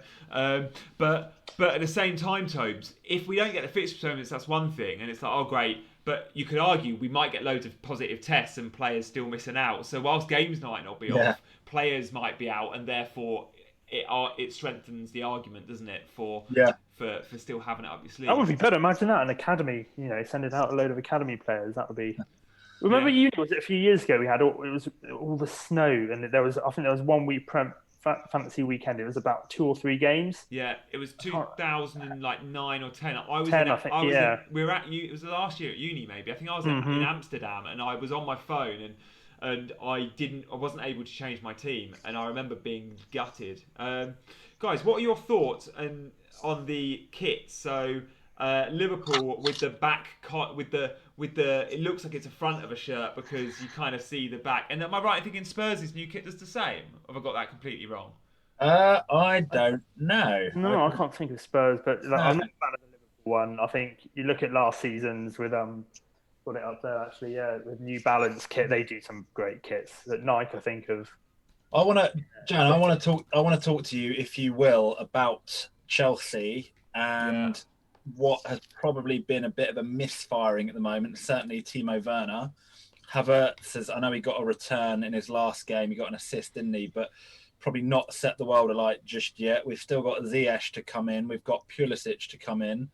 Where's your head at? Putting your non-biased Chelsea fan on. What have you made of their assets? You know, they spent a ton of money. Everyone's very excited about them. Do you get rid of Werner? Do you keep Werner? Do you bring him in? Do you look at Havertz? What are your thoughts? If I don't own any Chelsea, I wouldn't buy any Chelsea. If I did own Chelsea, I'd probably keep because of the Palace fixture. I do think, look, Werner's going to be an incredible player at Chelsea. We just don't quite know what system he's going to be best in. At the moment, you know, he's dropping in price. You're right about that as an FPL owner. I'm giving him one more week and then I'll sell because there's other forwards firing. You know, could you go Danny Ings or Jimenez or Vardy or Kane? Is my boy Mason Mount a viable shout, do you think? Mason Mount at 7 million. It's great. It's a great buy. Is it a great buy? Yeah, because he'll play. Like, look, he's not a great buy at the moment because Chelsea aren't great. When Chelsea are great, you can guarantee that boy will be getting 90 minutes. He'll be on a lot of set pieces. He's Frank's go-to. Like, he's the only player this season that's played every minute of every game, albeit the 3 games or 4 games, however many there's been. And it's in a variety of, I think he's played a different position every game. And sometimes that'll be in a midfield 3 and he's not that far from the goal. But at 7 million, he still gets involved. I think his numbers last year, he got something like 9 assists and 8 goals or something like that. Yeah. Like that's brilliant value for a £7 million forward. So I think it's not a sexy buy, but he's one we should be considering. I was really excited about Pulisic this year. I thought me too. Looking at him last year, he looked like one of those players that was like, he'd hit the ground running. He just looked dangerous. You know, he looked like Hazard looked like when he was at Chelsea towards the end. And just every time he got the ball, you felt like something was going to happen. And pretty much every wildcard draft that I had, every draft that I had at the beginning of the season, I know we knew he was injured, but I was like, I feel like, was he 8.5? I think Pulisic is. He was launched as 8 million by the American Premier League, and then a minute later they changed it to 8.5. So yeah, 8.5. But he's dropped already to what, 8.3 now or 8.4? But he's been dropping. If Pulisic was fit at the beginning of the season, he would have been straight in my draft, and he's one that I'm looking. I don't normally like to get a player in straight away off the back of an injury because, you know, they tend to be eased in. He'll play half an hour here and there, but he's one of those that I'm desperately like looking out for fitness news from Frank to be like, I want to get on him early doors because I think he will do bits the minute he gets in the team. He will. Like, this is a 21-year-old kid, his first season of Premier League football, and he averaged a goal involvement, so a goal or an assist every 101 minutes. Yeah. That is ridiculous numbers. Like, no one gets a goal involvement under 90 other than like Aguero, pretty much. Like, Aguero's is something like every 78 minutes, depending on the season. But yeah, 101 minutes for a goal involvement for a £7 million midfielder, which I think is what he was last season. Like, you're right, Tobes. If he can stay fit, he will be so involved. And that's it, though. For 21 years old, he's picks up a lot of injuries, and that's a concern long term. I don't think, he seems to. The same with this current injury, he seems to be being put back and back further. I think he was rumoured to return for the first game week, but then it's. Frank keeps saying, doesn't he? Every press conference he's like, Ziyech and Pulisic, you know, they're getting there. They're not quite there, nearly there. It's like, this is coming from a guy that was never injured, so Frank must be looking at that being like, you know, when I was that injured, I'd have the injection and I'd play, but he's dealing with some, possibly some, players that will not play unless they're at 95% each week. And when I see Pulisic's injury record, and in a way at times how he plays, I look at Gareth Bale early in his career and think Harry Redknapp used to say, I used to tell Gareth he's fine to play, but Gareth would only play when he was 95% fit. And a lot of players play every week at 75%. But I'm seeing comparisons by the two. But and Bale has had those injury problems for a long time. But the benefit with Bale is that he's been out the team so much in Madrid that you'd think when he is fit he'll be fairly fresh. What are your thoughts as a Spurs fan, Tobes, and Banger as just a football lover and someone that watches a lot of Spanish football? Is Bale going to be good in the Premier League?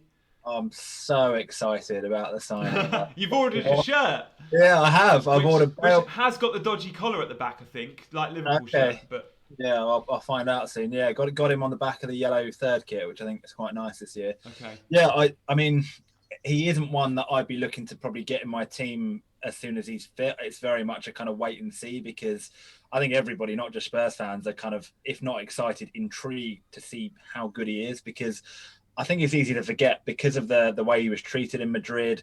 It's easy to kind of go, and he had a lot of injuries and he was in and out. But my God, he was the contributions he made to Real Madrid. He scored massive goals in Champions League finals. He won them stuff. He won everything there is to win. He is a world-class player, and I'm just so excited to see a front three of Kane, Son, and Bale. It could be unbelievable. It's got, on paper, it's got the potential to also to unleash Kane as well, to unleash Son, to see more returns out of those. But yeah, it's a very much a wait and see. I've got a sneaking suspicion we might see him on the bench against Manchester United. Mourinho's kept coming out, has come out a few times and said, probably going to be available after the international break. I think Sergio Reguilon is going to be fit prior to that, but I think it's a bit of mind games from Mourinho, and he's kind of mentioned it a couple of times and kind of going, when you really love the club you play for, it's a little bit easier to get fitter that little bit quicker, almost like teasing the idea that Bale might be back before we expect him to be. And yeah, I wouldn't be surprised to see Bale on the bench versus Manchester United and getting like a little 20-minute cameo. Especially if Son's out as well, you'd imagine he might even just put him on the bench, even if he's not fit, just to, a bit of mind games. You could see him doing that. And we're still out injured as well. You're 1-1 against United with 10 minutes to go, just before the international break, so you're getting a rest anyway. Give Bale 10 against the team that's always been linked with you for the last 7 years.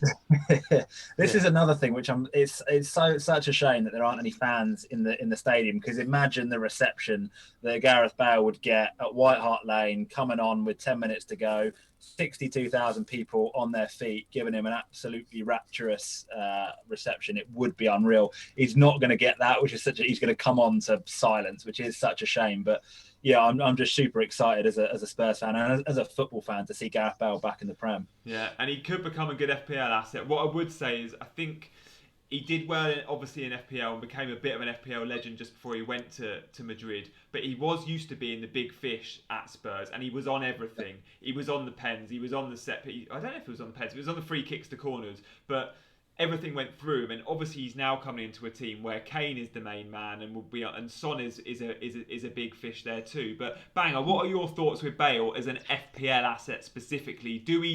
It's very easy to get overexcited about Bale's return to the league. I'm selling Son and I'm thinking I could afford Bale, but like maybe not straight away because he's injured. But we have to wait and see, don't we? 100%. I think a lot of people, obviously, we remember Bale when he was in the Prem before, but I think we're going to see a very different Gareth Bale now compared to what, when he was scoring screamers against, was it West Ham? I remember that goal, I think one against Stoke as well. He was tearing up the wing. I think we'll see a perhaps more disciplined in terms of, maybe he'll put more clinical. He's been to Madrid, he's gained experience. Like I said, he's won everything. And I think will come in, and I think he'll be great.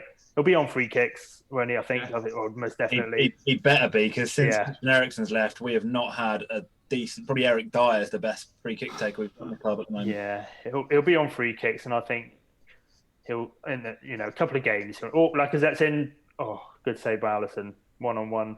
Okay, so Arsenal are Arsenal having a bit of a go, Banger? Because I'm not watching a huge amount of the game, but yeah, it seems to be. They've seems to be a bit of end to end at the minute. There's Liverpool back in possession again now, but Fabinho, he's been immense. Just seen Fabinho put an absolute reducer in on Willian, just left him in a heap on the floor. He was top class last week. He was at centre back last week, wasn't he, Fabinho? But this week it reminds me a bit of Fernandinho, doesn't it? He's just become that kind of central talisman for it's in the middle of the pitch, and is good enough to drop back and play central. Like to be able to do that, I think people don't probably realise how good a footballer you've got to be to play central midfield all your life and just drop back into central defence and play the position like you've been there all your life. Like that is not an easy thing to do. No. I think nowadays in the modern game, I think defenders now have to be so good on the ball. I think years ago you could never imagine it. You couldn't have seen like Lampard dropping back to be partner Terry or anything like that. It's but Fabinho, he's Klopp. He didn't throw him straight, and did he? Gave him, I think it was a season, a few appearances here and there. But it's a bad miss by Lacazette, isn't it? That clean through. He was offside. So Saqueep says in the chat, it was offside, ref played advantage. You're right, Saqueep, it was offside, but it's not an advantage. What it is there's a new rule in the Premier League this season where the assistant referee or linesperson, as we know them, doesn't raise their flag until the end of the move. So what we're seeing a lot is moves go through when everyone knows the flag's going to go up, but you've got to wait till that wave is over. So we saw Lacazette shoot. Just in case. Years gone by, it goes up. And it's with VAR, it's the right call, right, Banger? Yep. Just in case. Was it John Joe Shelby last season? Yeah. Carried on, goal. There was another one actually involving Arsenal, wasn't there? I think it was Aubameyang was flagged. Against United. It was against United, and he was absolutely miles onside, wasn't he? About 2 yards on, went in, just popped the ball in the net, and everyone's like, miles off. And he was 2 yards onside. It's nuts. Yeah. I think we're just seeing a substitution. Obviously, I'm a bit delayed. It looks like Xhaka's coming off for, I think, Ceballos, I would have thought, is coming on. Okay. Ceballos coming on and rolling one of his shorts up straight away. What is with that latest trend? I think Alexis Sanchez started it where it looked like he was wearing Speedos instead of shorts. You need certain size for that though, don't you? Adama Traore can get away with that. Adama Traore, who I think baby oils before every game. Yeah. I've just noticed that Keita's still on the pitch. I expected him to be subbed by now. They've not really got many options. True. Central mid, have they? They've got Henderson and Thiago both out. And the Ox is still out. He's not in the Matchday squad, is he? The Ox is always looking at their bench. They got James Milner, who could do a job there. They got Minamino, Jota, Origi. None of them are players that are going to come in and sit in the central midfield. They're all they're all attacking players or James Milner basically. Neco Williams, I suppose, is a right back, isn't he? So. Yeah, they've not got a lot in central mid. This would be Thiago time right about now. The last half an hour He's a guy you want to come in and control the game, isn't he? See it out. When he came on against Chelsea last week, he was so good. I know he came on earlier than probably expected because of and against 10 men. Henderson's injury as well, but he was sublime. Yeah, another miss by Lacazette coming up, guys. It's an Alisson save banger. It is an Alisson save, but again, it's a bad miss. I think, when you're in that one-on-one with a keeper, it's Bella in down the right, plays it in, through ball from Ceballos, who's just come on. The replay, Lacazette should score there, shouldn't he? Yeah, he should. It's funny, isn't it, Lacazette? On paper, he should be a good FPL shout. He plays centre. I know he's been a bit in and out over the years, but he came with a really high pedigree from France. Yeah. If he starts scoring regularly, he'd be Arsenal's number 9 all day long, playing through the middle. But he's never really quite found any sort of consistency, has he? From a not only just an FPL point of view, but he just doesn't score enough goals, does he? For probably Arsenal's number 9. Yeah, I don't think so, because he does get chances. Aubameyang gives him so much from playing on the left, and those two are like bezzers off the pitch. But I want more from Lacazette, and that's why he doesn't start for France. Although there's a lot of great French players that don't make the team. But Connor Mullen says. Thoughts on Trossard, and John Tyner says straight away we've already spoken about him, and you're right, we have spoken about Trossard, John. And just to mention it very quickly, I think Trossard at 6 million could be a brilliant shout, and I'm thinking if I sell Son, depending on how long we think he's out for, Trossard could come in and save me a huge amount of money.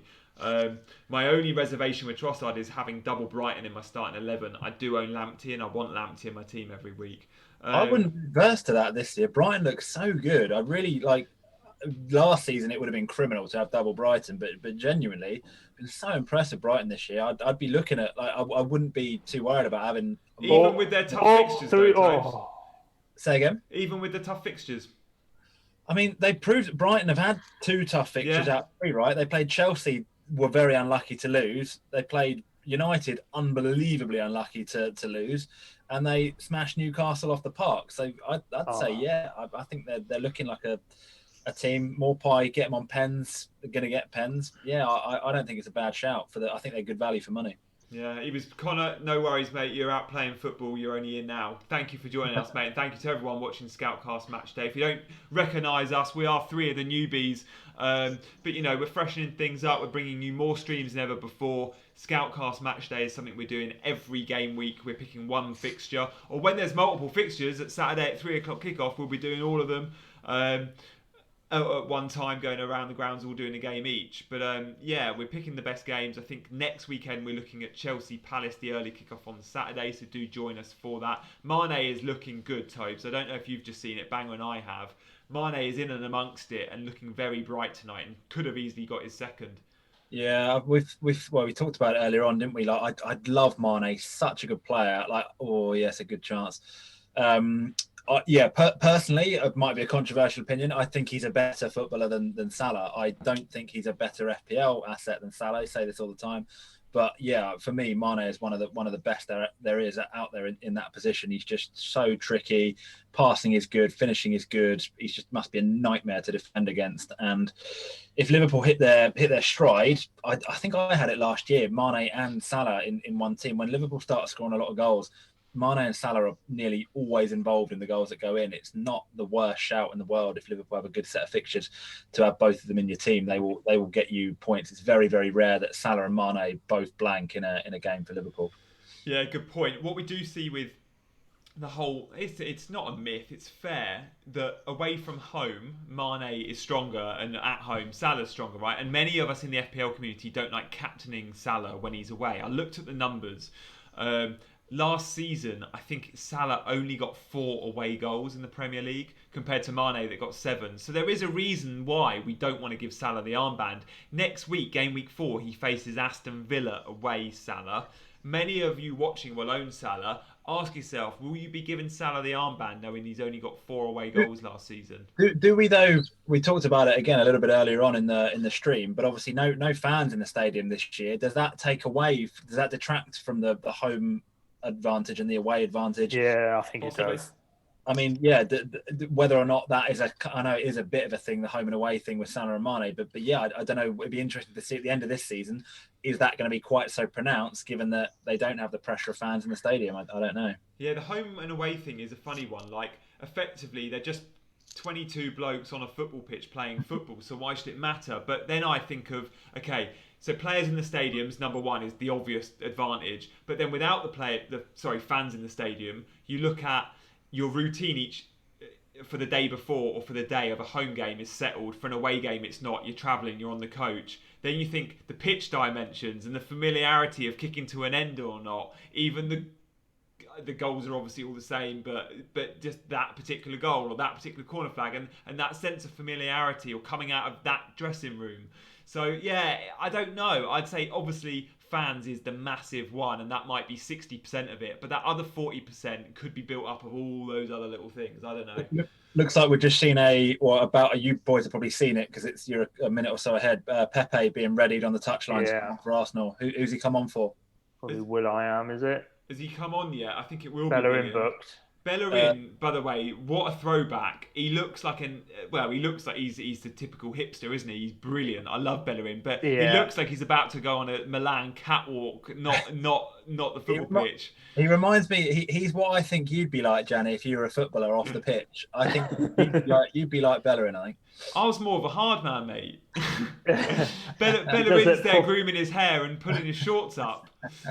What was it you got called earlier on the chat, Mr. Poser boy? Poser boy. I should change my Twitter handle, shouldn't I? I can't even remember his name.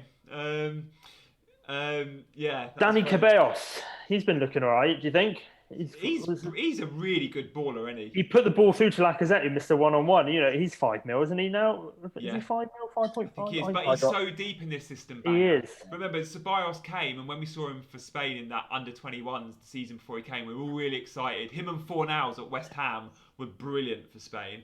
And they were both sort of, one was the 10, one was the attacking 8. Yeah. But Ceballos is now sort of, you know, he's Thiago, isn't he? He's Thiago. He's just so good on the ball. He's brilliant. And just watching him play, it's just... That's something we haven't spoken about tonight. I know that shock result yesterday, Wolves 0, West Ham 4, Wolves 0. Off the back of probably a lot of people going triple Wolves after the previous decent week and Wolves' great run. West Ham on the flip side got an absolutely horrendous run. Where do we stand on West Ham and Wolves assets at the moment? Do we continue with the likes of Jimenez and Saïs in particular yesterday? Saïs was run ragged. He looked dreadful to the point where I was like, this kid could be getting dropped next week. He was that bad. He was terrible the week before as well, to be fair. He gave away the penalty. And but he was brilliant in game week 1 and had more shots than any other defender. Yeah, and he scored a goal. But I think you're right. I'd be, if I was Den Donker, who prefers to play in midfield, but Nuno has played in a back three, I'd be thinking, give me a chance here.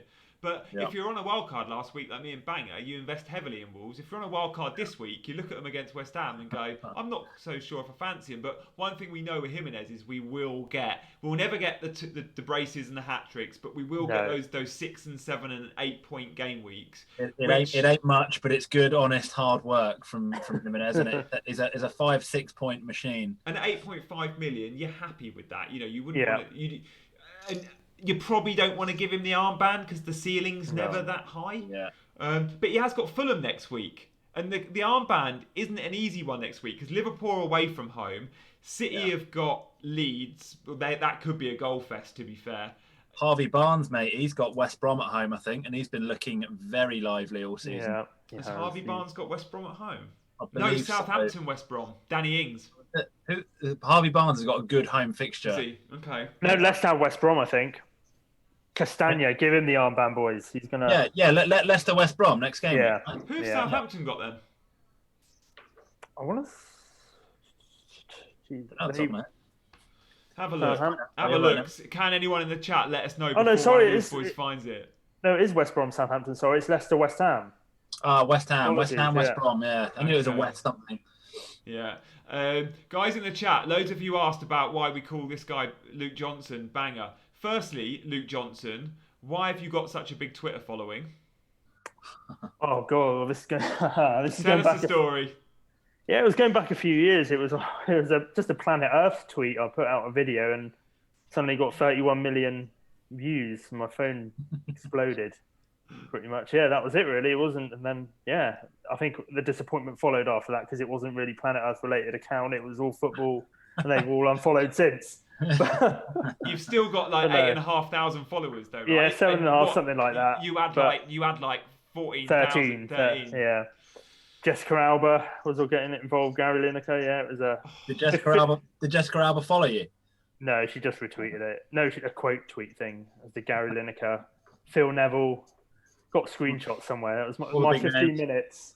Sorry, Banger, you've just mentioned some big names that retweeted and engaged with your tweet. Jessica Alba, that's a 10 out of 10. Not in appearance, but in like celebrity rating.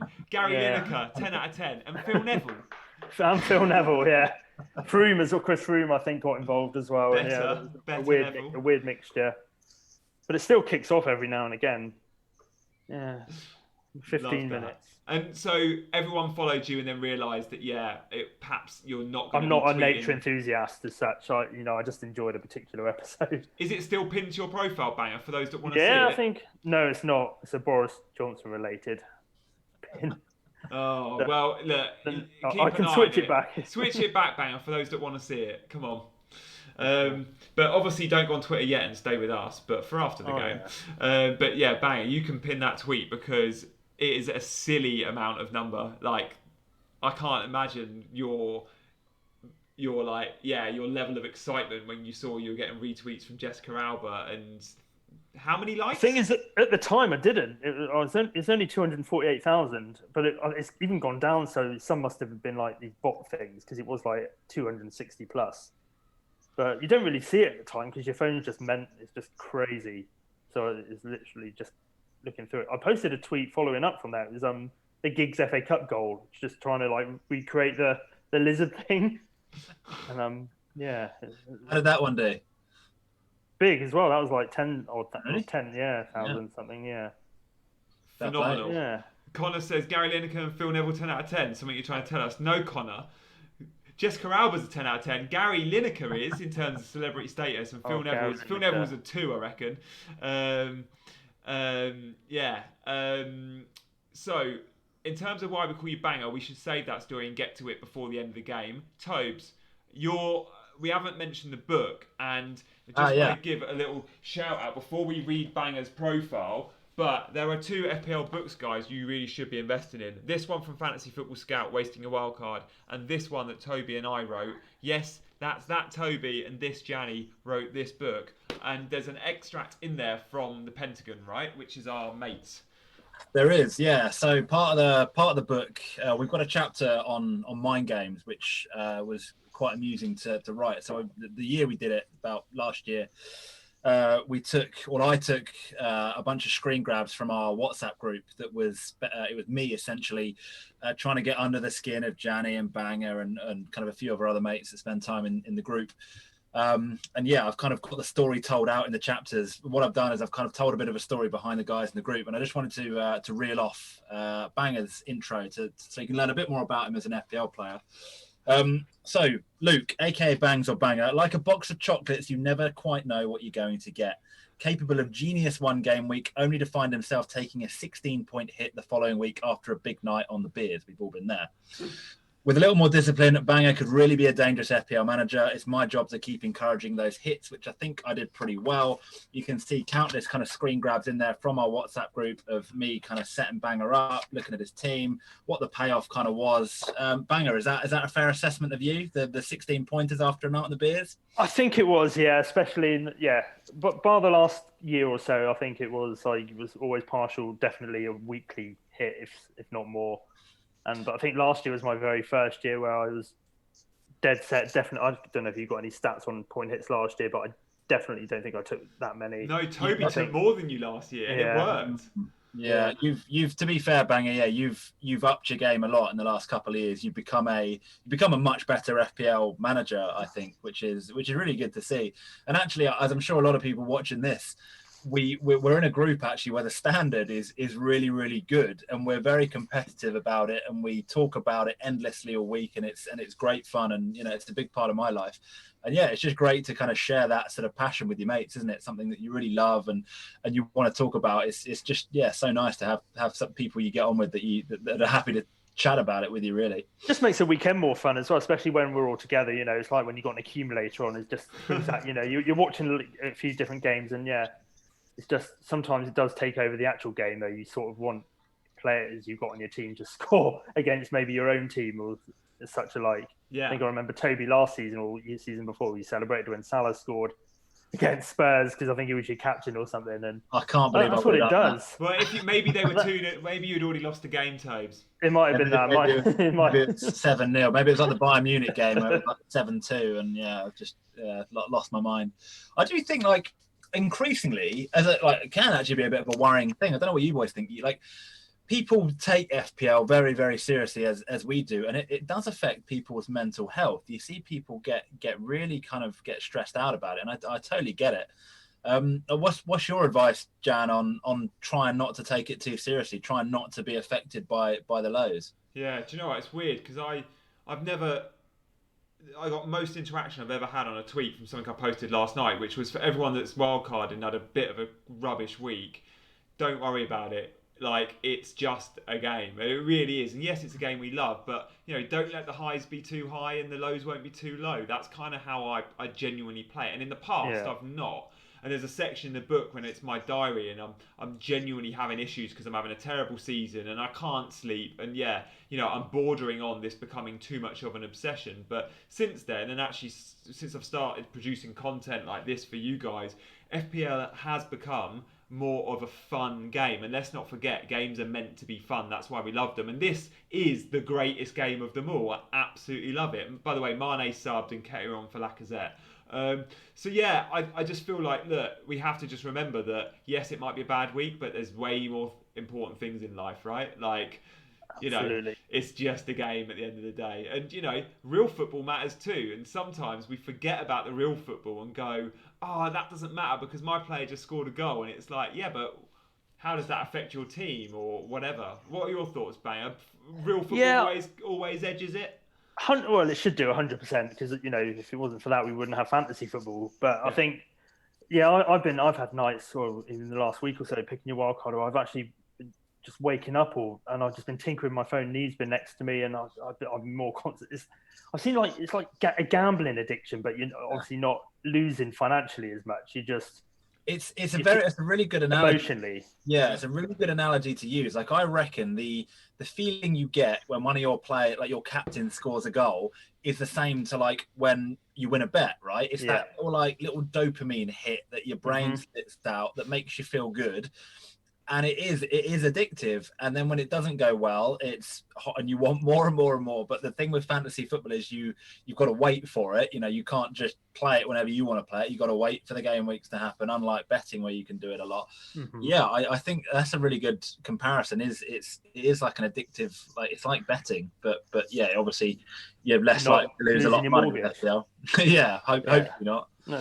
Yeah, like in years gone by, I'd be watching tonight with having sold Trent and Salah on my wild card and gone, oh, that's 10 points down the drain or whatever. Or the week I've had with selling Mount and some of the other big names. But genuinely, I'm not going to lose sleep from that tonight. Yeah, it's a bit annoying, and I am annoyed by it. But that's as far as it goes, and I'm much happier for it. By the way, Jota's on for Mane. That's another reason why I go Salah over Mane. I just feel like Mane is always more likely to be subbed off at 80 minutes than Salah. Yeah. What do we think? Is Jota a possible FPL candidate for anyone? As soon as there's an injury to that front three, he'll be a great buy in FPL because isn't he only like 6.5 million? And he'll be a front three starter, but yeah, he's never getting in the 11, is he? Christ, Salah could have scored then. Yeah, I don't know who passed it across the line there, but yeah. Leno, that was risky. Was it Leno? That was ridiculous. Yeah. Leno passes it across his own goal line and Salah's literally goes for the interception, which just contact on the boot would be a goal, but he just misses it by a whisper. Tobes, I think it was Leno. You'll get it in a minute, so let us know. Yeah, I think it's coming up. It's out on the right wing with Trent at the moment. He's played it to say, I'm probably still a few 10, 15 seconds behind you. But yeah, I could do with another Salah return here or a Trent return. Obviously, he's not got his clean sheet in there. How are we looking bonus points wise at the moment? Can either of you check that out at the moment? Yeah, great shout. Banger, have a look. Yeah, I'll have a goose. I'm worried about the tech of running this stream. For those of you that don't know, if I touch my screen, I'm worried something's going to happen. So I've been hands-free off that screen all night. I've not touched it once, other than my laptop, which I've got. As it stands, Trent's on 3, Robbo's on 2, and then Lacazette 1. Trent's on 3? Are you having a mug? Oh, Leno and Lacazette on 1. Yeah, Robertson 2 and Trent on 3. I get Robertson. That's an odd other 2 to have in there. I guess Trent assists, but Robertson will get the boost for the winning goal, which we'll see at the end of the game. Yeah. Well, that's the thing, that won't have gone on until the end. Yeah. So the fact it's still up there, yeah. So what numbers were they, Banger? Like, how far and above is Trent? Because I kind of need Trent not to get 3 bonus points, or I'm not going to see Trent's 31, Robertson's 24, Lacazette and Leno on 22. That's close. Okay. Trent could end with 0 then. Like, you've seen that happen. The same with James the other night, wasn't it, with Chelsea? He got a yellow card. 3 goals conceded. Did you see the stat on that? I think that was the lowest number of points to get a bonus point. Jota, was it Jota? Yeah, missed the replay of that. Jota in amongst it. So it's Salah down the right. Salah looking live. He cuts in on his left foot. He looks for Jota. Great ball. Jota has to score that. That would have been a Salah assist. Do you know, like we've talked about Reece James, who, for the record, I think is a great shout. Like, everything's going through him at Chelsea. The big returns will come. I think a lot of people, I've not had Matt Doherty in my team all year at Spurs, but I think a lot of people that have been really, really unlucky with Doherty. If you go back to the Saints game, Banger. 2 offsides. Doherty had an assist for Kane, who was a toenail offside, would have been an assist. Against some stats for you, against Newcastle, nobody made more key passes in that game than Matt Doherty. He was obviously robbed of a clean sheet at the end there because of the 97th-minute penalty, which probably shouldn't have been one.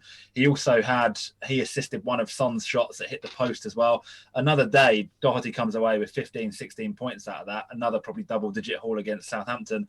Like Reece James, I think Matt Doherty isn't far away from getting a couple of big returns. And I think he's also... So they're the big three, aren't they?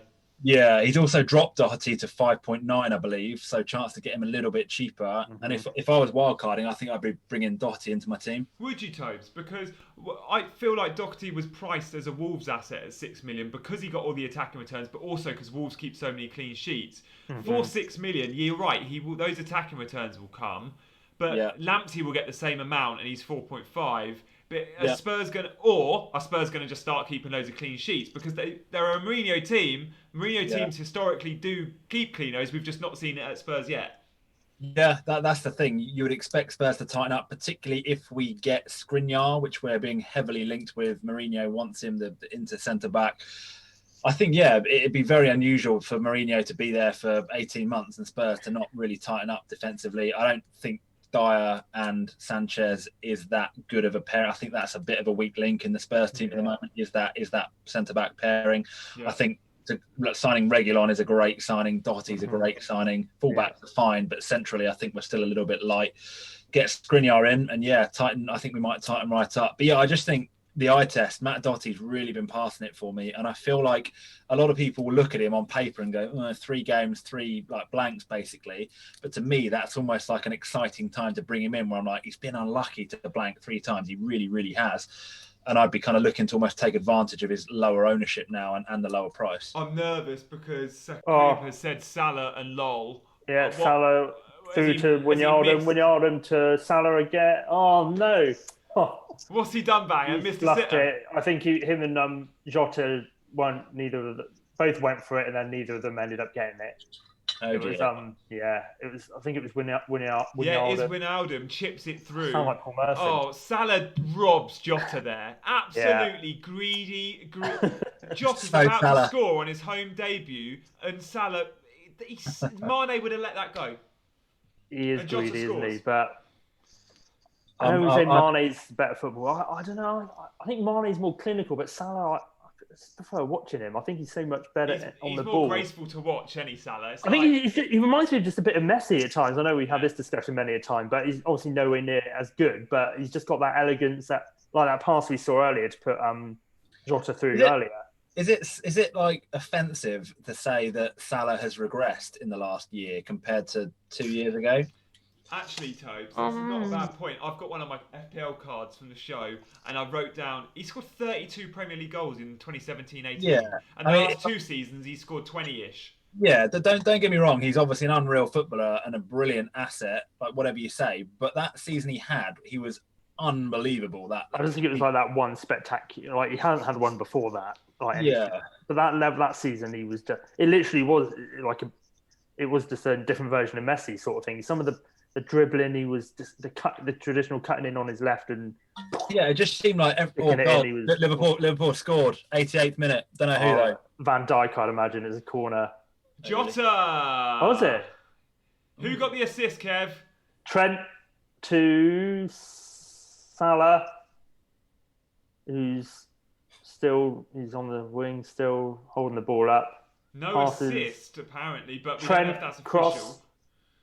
Oh no, it was a Trent cross, and then an Arsenal defender headed it out to Jota. Okay, so FPL haven't tweeted the no assist yet, but I'm just definitely not an assist assist. As well. So Jota on his debut, eh? Jota on his debut. So Salah's out wide for those that haven't seen it. Trent whips it in. David Luiz clears edge of the box.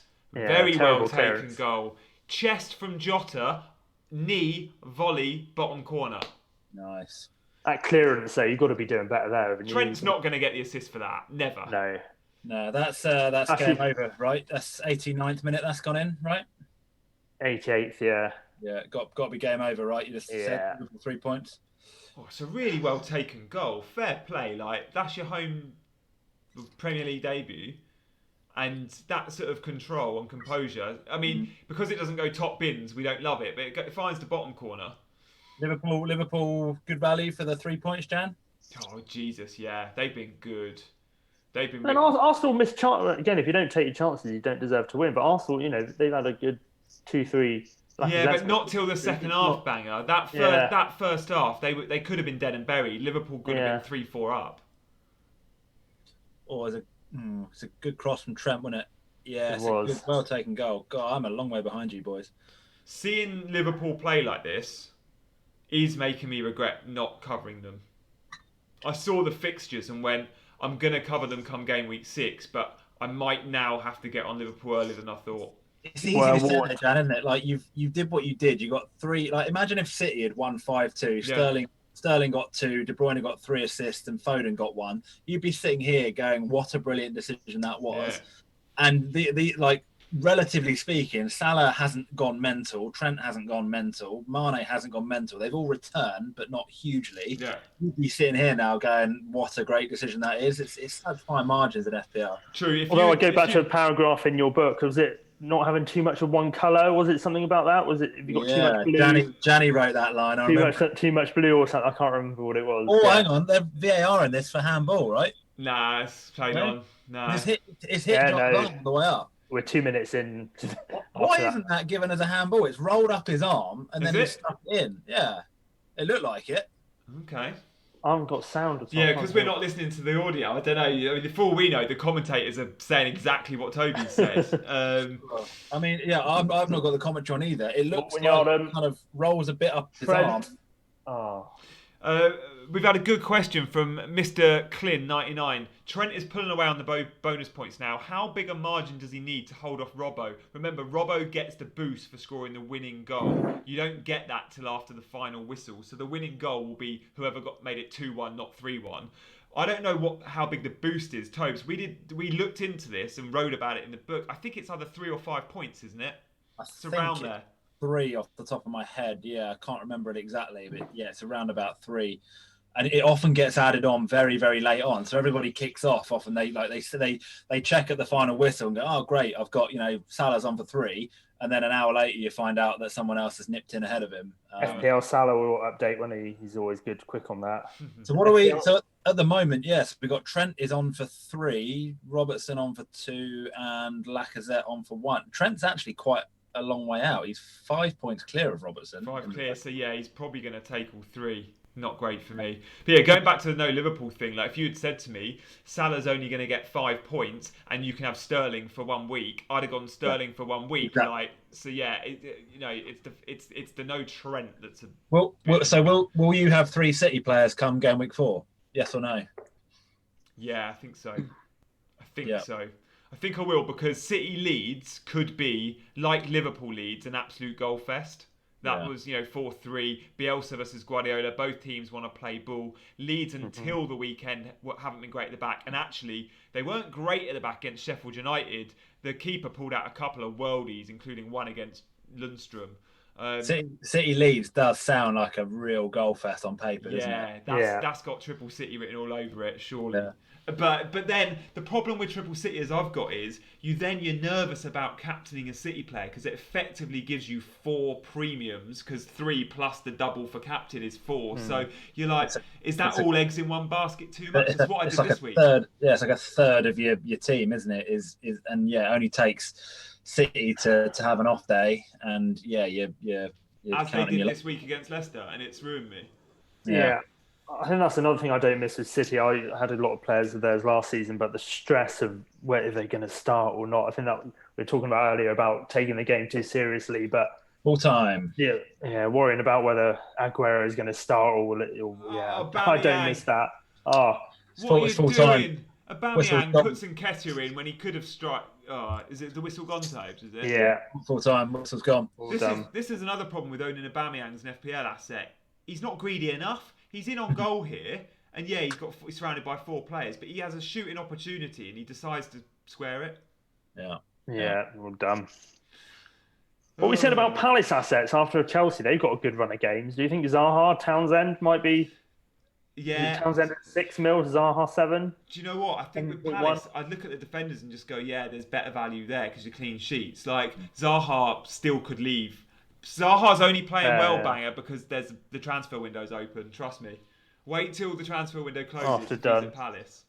Where's he linked with Arsenal? Was he still? Was it Everton, Dortmund, PS, all the usual suspects. Yeah, they just want silly money for him all the time, don't they? They're always like 60, 70 million and no one's going to pay that. Well, Everton offered 80 mil last summer, didn't they? And they turned it down. But yeah, I think I might be wrong. So, guys, the whistle has gone. This has been Scoutcast Match Day. We've been streaming for 2 hours. We will be back on Saturday with Chelsea versus Palace, which is the early kickoff. Maybe one of you guys or both will be with. We need to speak about that. But any final sort of takeaways from tonight's action? Final words from you guys, Tobes, in terms of Liverpool Arsenal assets moving forward? Yeah, I mean, I don't think we've learned anything probably that we didn't already know prior to the game. I think Salah is looking lively, Mane is looking lively. Again, usual suspects, Trent and Robertson both returned tonight. Robbo with a goal, Trent with an assist. They're all looking like great assets still. Arsenal, you look at, they had a few chances. Lacazette had a few golden chances. Aubameyang kind of stuck out on the left-hand side there a little bit, but I think will be a good shout long term.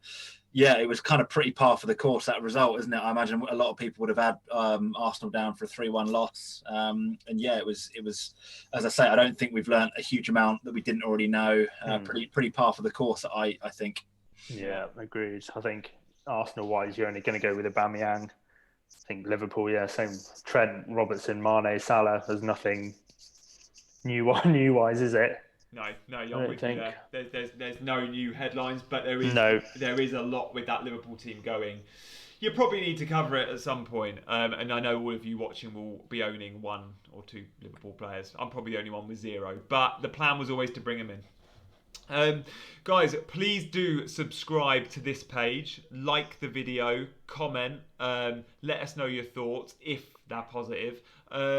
But it's been brilliant having you. Thank you all. Please do follow Fantasy Football Scout on Twitter for all your team news, for all your injury news. Check out the members area if you don't subscribe already. For a very little monthly amount, you get some brilliant data. So thank you all for watching. We will be back. This has been Scoutcast Match Day, and good luck going into Game Week 4. Cheers, guys. Cheers, guys.